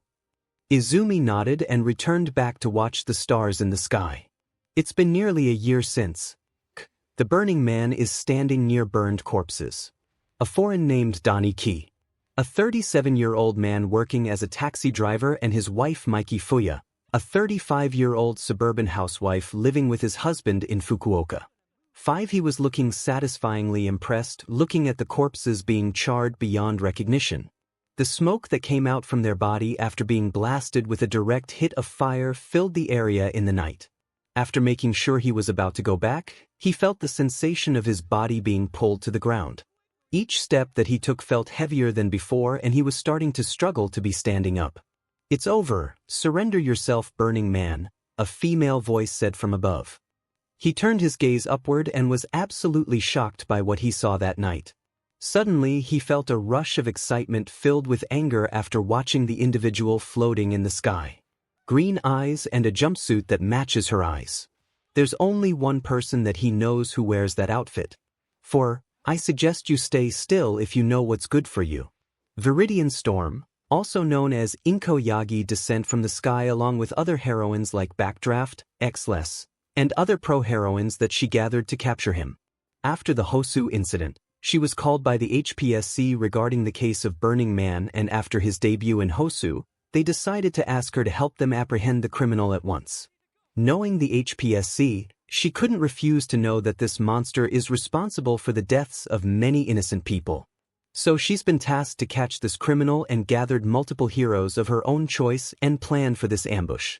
She was too late to save the victims. By the time she came, the victims are already burned beyond recognition. But that doesn't mean she can't do anything else. She needs to bring him to justice so that no more people had to suffer under his influence. It's her job as a hero to keep the peace from the villains. 1. Viridian Storm, how nice of you to join me on this quiet night, he sneered at her. 2. Hearing the rumor of the street and the testimony from the hero that faced him in Hosu and listening to her husband talking about the walking arsonist itself, she knows that this person is dangerous, and that's why she was chosen to capture him. He tried to get up from the asphalt road, using the remaining of his strength trying to free himself from the pressure, but it was futile. "It's no use, my quirk prevented you from getting up." She increased her quirk output to keep him on the ground. "You have caused enough destruction, you monster. Now it's time for you to face your punishment." She quickly gives the signal to the heroes to put a quirk-canceling cuff on him before he starts to break free. The rest of the heroes were running in his direction trying to cuff him, and one of them wearing a sunglass sneered at him. "Huh, the burning man. I must say, you're not so tough, aren't you?" The hero mocked him. "Hey, cut it out, rookie, just do your job." Backdraft yelled out to the hero. However, the hero is way too cocky and tries to rile him up while gloating over their victory. "Come on, punk, where's that arrogance of yours?" Inko wanted to lecture him out, telling the rookie to do his job, but she didn't have the chance when suddenly one of them is starting to shout, "Look out." One unknowingly for her, he knows that he couldn't get up after being restrained by her telekinesis quirk, and being pinned down to the ground isn't allowing him to attack them, so he stored the energy in one location in his body and focused it to release an omnidirectional fiery burst towards their direction. Most of the heroes that nearly came in contact with him were being burned away to ashes, and the rest of the heroes that stayed in the back were knocked out because of the blast, thus making them thrown away like a rag doll. "Is this the best you could do?" he said. "I must say I'm disappointed, but then again you're all nothing but a sorry excuse for a hero." Inko, who saw that her plan to capture him didn't work, began to ready her stance and fight him. She decided that she's gonna bring him whether he was conscious or not, and that decision is up to him. "What do you want from us?" Inko asked while hovering some debris on his behind to attack him. "The fall of hero society," he answered. "Why are you doing this with your strength? Why did you choose a path of villainy when you could become someone else, a hero?" she said. However, he merely chuckles while saying, "Heroes die, Ms. Yagi." She wondered how did he know about her secret identity. No one outside of her personal colleague and friends knows about her identity, and she knows that she didn't tell outsiders. But right now, it's not the time to think about trivial things. She could ask him once she capture him. Viridian Storm moved faster than he could have believed, her quirk slashed through the air, and for split second multiple pieces of debris from behind began to hit him in the head. She thought that the arsonist must crumple, unconscious, but the swiftness of his fire attack was such that she was thrown off balance. She aimed her quirk at a blown-up car on the road and it flew out of its way. The Burning Man, however, was ready and aimed his flames at the flying car and formed a lasso made out of the fire, and grabbed the vehicle and throw it back at her direction. He threw a sphere the size of a basketball made out of a fire in her direction, trying to blast her out of his way when suddenly she lifted her left palm in the sphere's direction, stopping the attack using her telekinesis ability, making the ball of fire float around in front of her. She looked in his direction thinking that she already won the fight. "You think we didn't know about your quirk? We studied and watched the footage of how you defeated the heroes and when you went head-to-head with 𝗫𝗫𝗏, and I must say, you really haven't learned anything, have you?" She gave the impression that she had won the fight immediately when suddenly the Burning Man formed a smirk on his face under his hood. "I might have learned a little." And suddenly the sphere began to glow while hovering in the air. Then it began to glow rapidly, almost like a ticking bomb, and before she could react, it began to explode and throw her out in the back of the road. She's trying to get back up while looking at the smoke that stands in front of her thanks to the explosion. Then the Burning Man walks towards her way while looking at her on the ground with a second-degree burn on her left palm. "I must say, your plan is quite ingenious. Gathering these so-called heroes to counter against me and you being the key player is pretty tactical for you," he said, emerging from the smokes, "but this wasn't the first time I saw that little party trick." He walked in her direction as the sound of his booth echoed in her ear while she was shaking, knowing that this monster gonna finished her for good. She tried to use her quirk again to stop him in his tracks when suddenly his entire body is being set on fire while walking towards her direction. Quirk could only be worked against an object that you could see, and you need a clear line of sight of its physical form, and because of the flames, your quirk is useless against me. She tried to fling a nearby trash can, debris, and mailbox using her quirk, trying to distract him, but he kept radiating a good amount of heat and melting most of the objects. "That wretched quirk. The one that I despise. And you're the reason why that quirk exists in the first place," he said silently but with a creepy voice. She tried to make a run for it, knowing that this is way out of her league. She needs help because she can't deal with this monster. While holding her burning hand, she made a run towards the open road, hoping there was a hero patrolling nearby the area. Just before she could scream asking for help, he pointed his right hand in her direction and fired off a massive set of fire heading towards her way, making her back get burned and blasted towards the ground. She then fell forward on the ground, terrified about why this is happening. She had the plan to capture him. They discussed it overnight and studied his route, and viewed the footage of his battle, gathering heroes that are suited for this job and were able to help her capture this monster. But it turns out, they bite more than they could chew, thus leaving her on the ground while trying to escape from this nightmare. "Pro hero Viridian Storm, the number 16 of the Japanese hero rank," he said while approaching her. "I must say, what a disappointment you are right now. Nothing more than a whimpering beach that curled up on the ground." "Why are you doing this?" she asked while wincing in pain. He walked up to her and lowered his head towards her before whispering to her ear, "Because you did this to me." Then he began to ignite both of his hands on fire. And that night, it was filled with nothing but a smell of burning flesh and a silent cry that wasn't being heard by anyone. 26 After many years of doing exercise and morning routine, a habit that Katsuki had to develop is that he always wakes up early than others. It was still 4 in the morning and everyone is still asleep, but Katsuki wasn't feeling all great as usual. In fact, the bags under his eyes said otherwise. One Katsuki is washing his face in the bathroom as he looked at his reflection in the mirror. He was feeling tired and under a lot of stress, not feeling like his usual self. Normally he would use this time to go for a jog or to get some early morning exercise, but he was feeling all stressed out to do any of those things. He looked at his reflection in the mirror while remembering what happened a couple of days before the training camp started. Flashbacks start. Katsuki was currently sitting in a sofa chair in the middle of an office. He glanced around the room while flickering his eyes from one way to another. He was currently sitting in the office of Might Tower with Toshinori Yagi, who is also known as All Might. It's been near to 2 months since the sports festival ended and he kept seeing Deku's ghost in his life no matter where he go. He keeps seeing him in his room or in his house or in his classroom or during one of his training. He kept rambling about telling him that he wasn't a hero at all and that he was better to be put down like the dog he is or just appearing and trying to mess with his head and get him in the trouble. At first, he just brushed it off thinking that Izumi's punch might be giving him a concussion or something. But he never did recover and his ghost keep appearing in his head over and over again. His mind is starting to lose and sometimes he gets a bit paranoid while kept looking at his back over time.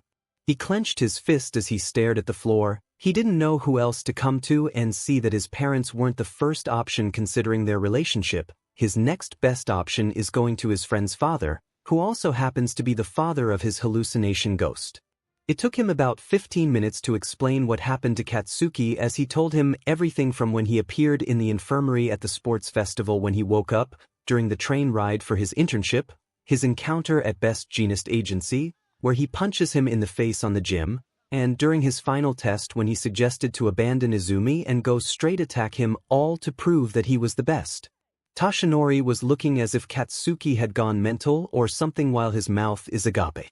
The kid that was already buried in the cemetery about a year ago all because of his negligence along with her wife is coming back and appearing inside of 𝗧𝗵𝗃's head as a ghost to haunt him while messing with his head, something that most adults would find that funny and thinking that it was just a joke. But Toshinori Yagi found this was no joke or a laughing matter at all. And finally, after 𝗧𝗵𝗃 was done finishing telling him his story, it took a moment for Toshinori to sink the information and process it. But he finally opened his mouth. "You've been having hallucinations of my son?" Toshinori asked while looking surprised and he nodded. "𝗵𝗃𝗃𝗧𝗵𝗃, are you absolutely sure about this? If this is your idea of a joke then you better stop right now." Toshinori told him calmly while thinking that the boy that stands in front of him is telling a sick joke. "What? And no, I'm telling you the truth. I saw him, he kept popping out of nowhere and keep bugging me all the time." 𝗧𝗵𝗃 looked at the man sitting right next to him. "Okay, just let me ask something, the ghost of my son, when did he first appear?" Toshinori asked. "Back in the sports festival," he said. "Can you remember anything specific? Something that might have triggered the vision?" He tried to see something that related to this matter. "He said something about setting me straight," he answered while didn't know what it means. "Why do you think he'd say that?" he asked. "I don't know. He kept saying that I've changed and I'm not like how I used to be. Saying all this nonsense about me being not how good I was proclaimed about." He answered nonchalantly. But Toshinori, who still refused to believe the possibility that his son is alive, just grabbed the tea in front of him while taking a sip. "𝗵𝗃𝗃𝗧𝗵𝗃, Izuku couldn't possibly be alive right now. I understand that you seem to be taking the hardest of his death, but you need to move on." However, 𝗧𝗵𝗃's eyes widened after hearing that, taking it the hardest. He didn't miss the nerd at all. All he wanted was for him to stay dead and crawl back to whatever hole he came from and leave the hell out of him so he could be the hero that he always wanted. "Now I know that this vision you have is nothing more but the result of your emotion," Toshinori said. "You said that I'm crazy," 𝗧𝗵𝗃 said loudly. "I'm saying you're feeling something and in the wake of your friend's demise, that's perfectly normal," he calmly said. "But still, maybe he's faking his death or something. What if he had a quirk all along? Or someone gave it to him?" 𝗧𝗵𝗃 rants while trying to convince him. "You know mine and my wife's quirk and none of us have any sort of invisibility quirk or any quirk that could mask our presence and appearance." Toshinori looked at the boy. However, Toshinori saw the boy standing in front of him as nothing but an exhausted kid that needs help. He thinks that perhaps the punch from her daughter was so strong that he was seeing things, or perhaps that he was using any drags whatsoever just like the teachers suggested, but he doesn't want to believe it. "𝗵𝗃𝗃𝗧𝗵𝗃, I think it's best that you may need professional help. Maybe you need to get your head checked up for a concussion perhaps. Why don't you go to Recovery Girl and dash?" Toshinori calmly said before he was interrupted. "I'm not crazy. I saw him myself. He was talking tea about me all the time." 𝗧𝗵𝗃 yelled out to him while getting up from his chair. "𝗵𝗃𝗃𝗧𝗵𝗃, I'm not saying that you're crazy. All I'm saying is that you need medical help and recovery girl is your best option. Now do you by any chance in possession of medication or something that you receive from an unknown person or dash? And once again he was being interrupted by Katsuki. I'm not into drags, okay? I saw him talking about me and I wasn't crazy. He loudly roared in front of him and everyone outside of his room could hear him talking. If you don't believe me then fine, I'm gonna figure this out on my own. Katsuki got up from his chair and went to the door and loudly slammed it down. Toshinori took a moment to look at the door before it was slammed, and he was thinking about it as well. Is it possible that his son faking his death and have a quirk? If that's true then maybe he got it from his nemesis, 𝗵𝗃. But no one knows the existence of his son, even Principal Nizu and Grand Torino didn't know about it, so how come 𝗵𝗃 knew about it? For, I admit that we didn't see his casket when it was being lowered down, and if what he said it's true that my son is alive, why didn't he come home? Surely he knows that his friends and family are missed him, right? Toshinori thought about why his son isn't coming home. 18. I need to check on him. I need to see whether my son is alive or not. Toshinori said while getting up and trying to buff himself and headed to the door. Flashback and 1 Katsuki continues to breathe while trying to calm himself. After his encounter with Mr. Yagi who didn't even believe him, he just stormed out and left the agency while heading back to his home. He continues to have these images where Deku appeared and kept rambling about how pathetic he was and not claimed to be the great hero that he used to be, saying that he was being manipulated by Izumi to do her bidding without him even knowing. He was starting to get paranoid and getting a weird look, trying to stay calm but his disturbed mind said otherwise. He kept having night terror in the last couple of days and the nightmares kept getting worse every day. He looked in the mirror while seeing his reflection and kept muttering his word over and over again. He's inside your head. He's not real. He's already dead. Having a bad dream Kaken, Deku appeared once more in his reflection with his evil smirk. Katsuki gasped while trembling to see him in the mirror. He was starting to lose his mind and he kept appearing over and over again. You don't need to worry about others, you know, you should expunge the weak by showing your strength. It's for your own good and your ego. Deku said while smirking in the mirror. Katsuki, who had enough, began to punch the mirror in anger, only to find his image disappearing and left with the sound of laughter echoing in the bathroom. 2. When Aizawa said that they gonna wake up early this morning, he wasn't kidding. It was barely past 5 o'clock and students of Class 1A is standing in front of their lodge while headed to the forest. Some of them are still yawning and others were softly speaking to each other. When they arrive at an open field, Aizawa began to explain the regiment for today. Morning, today is the day your training camp really begins, he said to all of his students. Today we're gonna train to increase everyone's ability and obtain the provisional license that goes with that. Suddenly all eyes were on Aizawa and they were wide awake. To prepare you to face the hostilities that will come your way, you need to give your best. Aizawa throws a ball in Katsuki's direction. He caught the ball and looked that it was the same ball that he threw during the first test. Bakugo, try throwing that. Your previous record right after you enrolled was 705. 2 meters. Try using your quirk and throw it again, let's see how far you improved, he ordered. Izumi, who saw Katsuki comes to the front and tried to throw the ball, looked at his side and there was a bag under his eyes. She wondered whether he didn't get enough sleep or something. Go Bakugo. Siro cheered. 1, I think it's gonna go over 1 kilometer, Kirishima said. 2, well, I think that it's gonna go way higher than that. My brother may be a bull-headed person but when it comes to his quirk, he put in a top-notch effort. Katsumi said, and that just inflated their ego thinking that it's gonna turn out better than expected. Aizawa is looking at them talking big about how far they would go since they first enrolled, and after the many experiences they went through, this test should be easy. But Aizawa is smirking under his scarf thinking about how wrong they are. Watch this, losers. He launched the ball through the air with a massive explosion. DE. A few seconds passed before the tracker on the ball received its information on Aizawa's phone. He looked at the number before turning it over to the students. On the screen, they were surprised to see that the number was only 709. 6 meters. What? Less than I expected. Kirishima looked at the number. 𝗵𝗃𝗲's eyes were bulging looking at the number while gritting his teeth and fuming in anger, thinking that it was a fluke or an error, but Izuku cut him off before he could voice his opinion. It's been 3 months since you started school, and after many experiences, it's true that you've improved. But that's only on the mental and technical level. But when it comes to your quirk, I say it hasn't improved much. Izuku tells them. You said that this training will be easy, right? A walk in the park.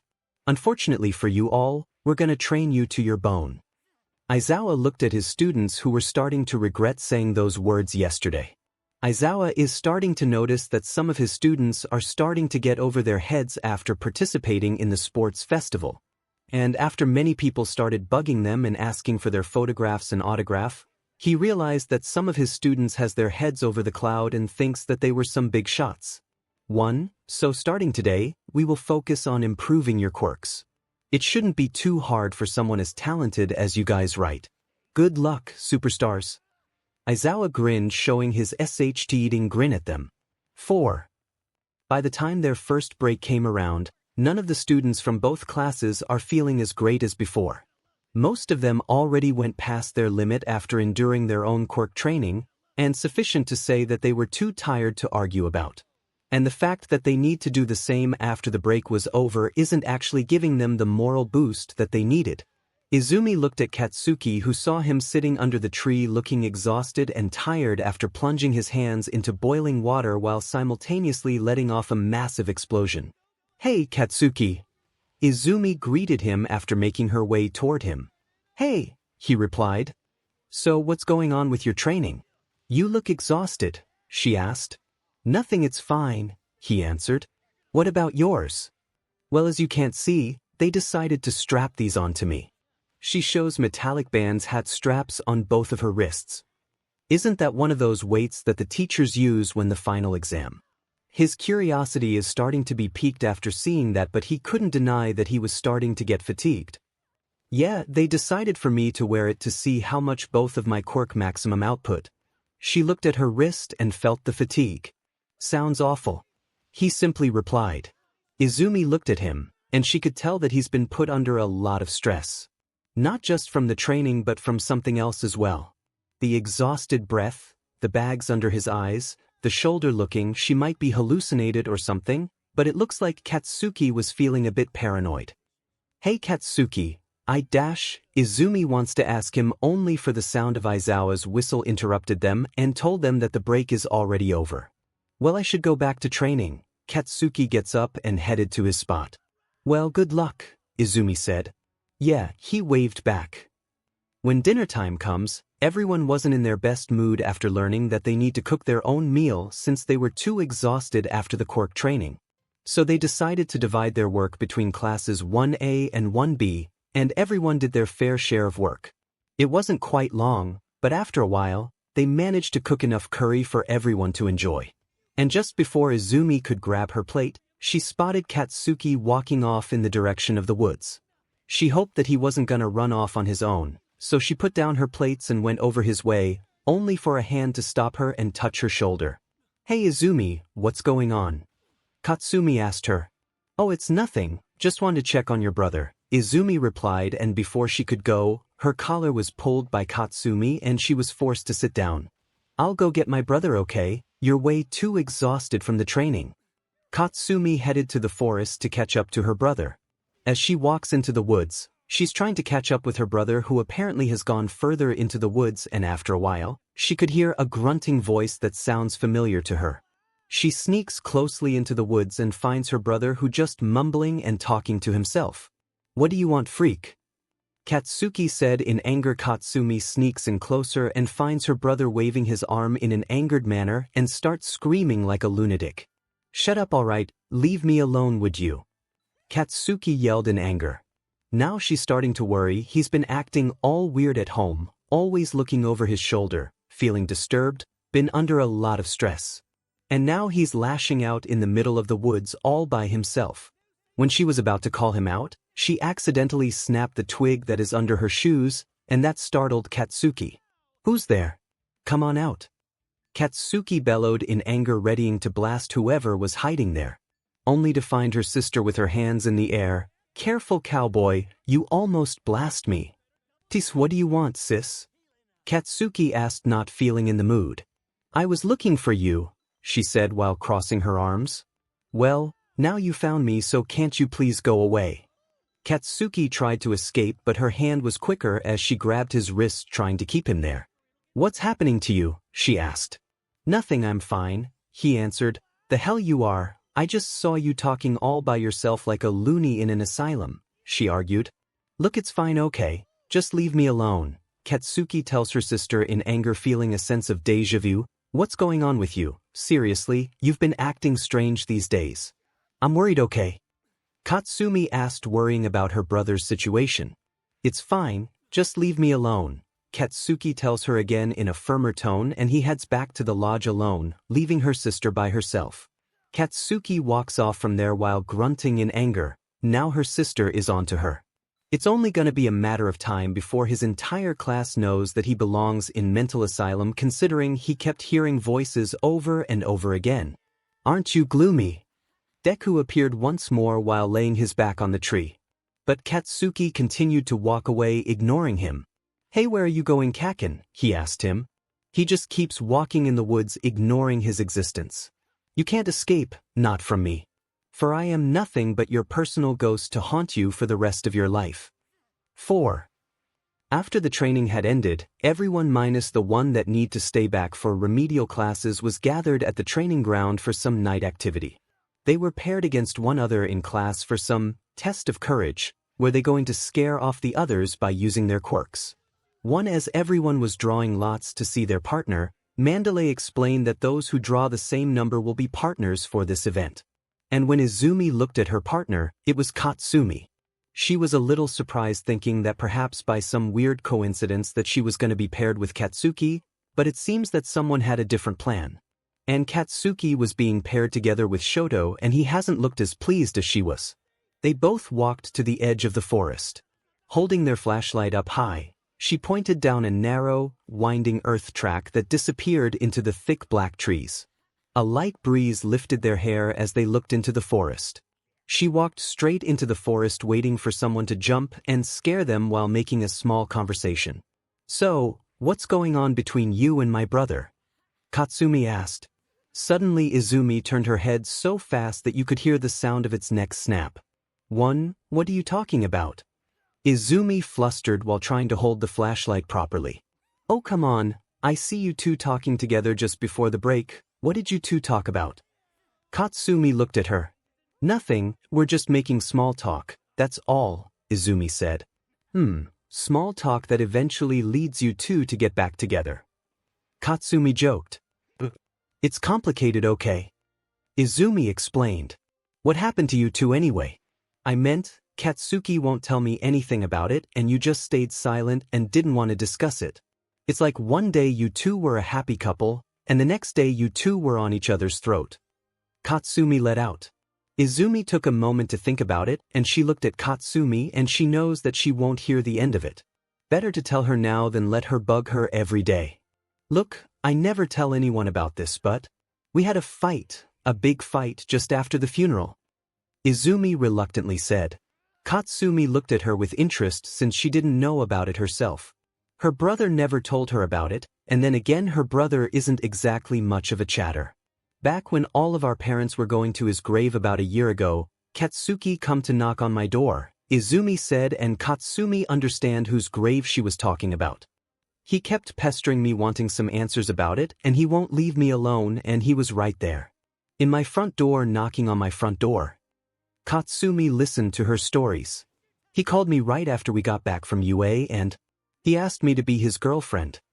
Katsumi's mouth was wide open along with her eyes. Oh God, Katsumi groaned, knowing the stupidity of her brother. Yeah. Right after one of the worst days in our lives, he called that he kept for such a long time, and he want both of us to take it to the next step, she said dryly. And when he asked about my answer, I just stayed quiet and hang up the phone. Then he comes to my front door and demands his answers, right where I could barely hold my life after what happened. Izumi said. And let me guess, you screamed at him, then he got mad and ran off stomping his feet like a child, and then a year later, voila. Katsumi said. Yeah, except that he blames my brother for what happened. Izumi said, wait, what? Katsumi looked surprised. Yeah, somehow he blames my brother for dying and that's the reason why we couldn't be together, she said while looking around the forest. Okay, what is up with my brother seriously? Katsumi asked. Other than having a few screw loose. Izumi joked at her. 5. Besides that, first he's been such an butt to all of us, then blaming everyone for his current situation, and now he's acting like a coward who gets easily scared off. It's like a Freaky Friday situation here. Wait, easily scared off? We're talking about Katsuki, right, not Mineta? Izumi looked surprised. Yeah, haven't you seen what happened to him? Sometimes he gets all paranoid in our home, gets scared off always looking over his shoulder, then he just lashes out like a madman right before dinner. Katsumi told her about her brother's situation. Wait, lash out? To who? Izumi asked. I don't know, sounds like he's talking to someone, but there's nobody there. Just him alone there, she replied while getting a headache talking about her brother. Izumi stood up while thinking about Katsuki's situation. He seems feeling all stressed lately, flinching every time, shoulder-looking attitude, and the paranoid act of someone coming over for him. It was almost like someone she used to know. 5. Suddenly both Katsumi and Izumi's heads are starting to tingle and Mandalay's voice was talking in their head. Attention, everyone. Villains have invaded this camp. They're after a student named Katsuki Bakug. You're all been authorized to use your quirk to defend yourself. 1.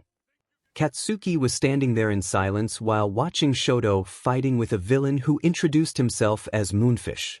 He said that he knew the villain from one of the wanted posters in his dad's office, saying that he was a mass murderer. After Mandalay had told the students that the villain had come to invade this camp, he was pumped, thinking that he could put his foot on a couple of those villains' buttes. But when she told them that they were after him, he was stunned for a couple of seconds. These villains had bothered to invade this training camp filled with the pro heroes, all just to kidnap him. What is it that they want with him? Both of them engage in combat with the restrained villain known as Moonfish, using his ice to block the villain's teeth-enlarging quirk. Moonfish proves to be highly skilled, being able to break through Shoto's ice and nearly hit Katsuki with one of his teeth, only to be intercepted by Shoto's ice. Shoto warns Katsuki to not use his explosion quirk due to the fear of igniting the poisonous gas that surrounds them and causing more chaos, much to Katsuki's annoyance. Moonfish continues breaking through Shoto's ice defenses with his teeth-enlarging quirk while also using his teeth to maneuver himself around. Shoto noticed that retreat is not possible since they will get caught in the gas and concludes that he and Katsuki are in a bind. So right now, both of them are on the defensive while trying to buy some time for help to arrive, much to Katsuki's annoyance.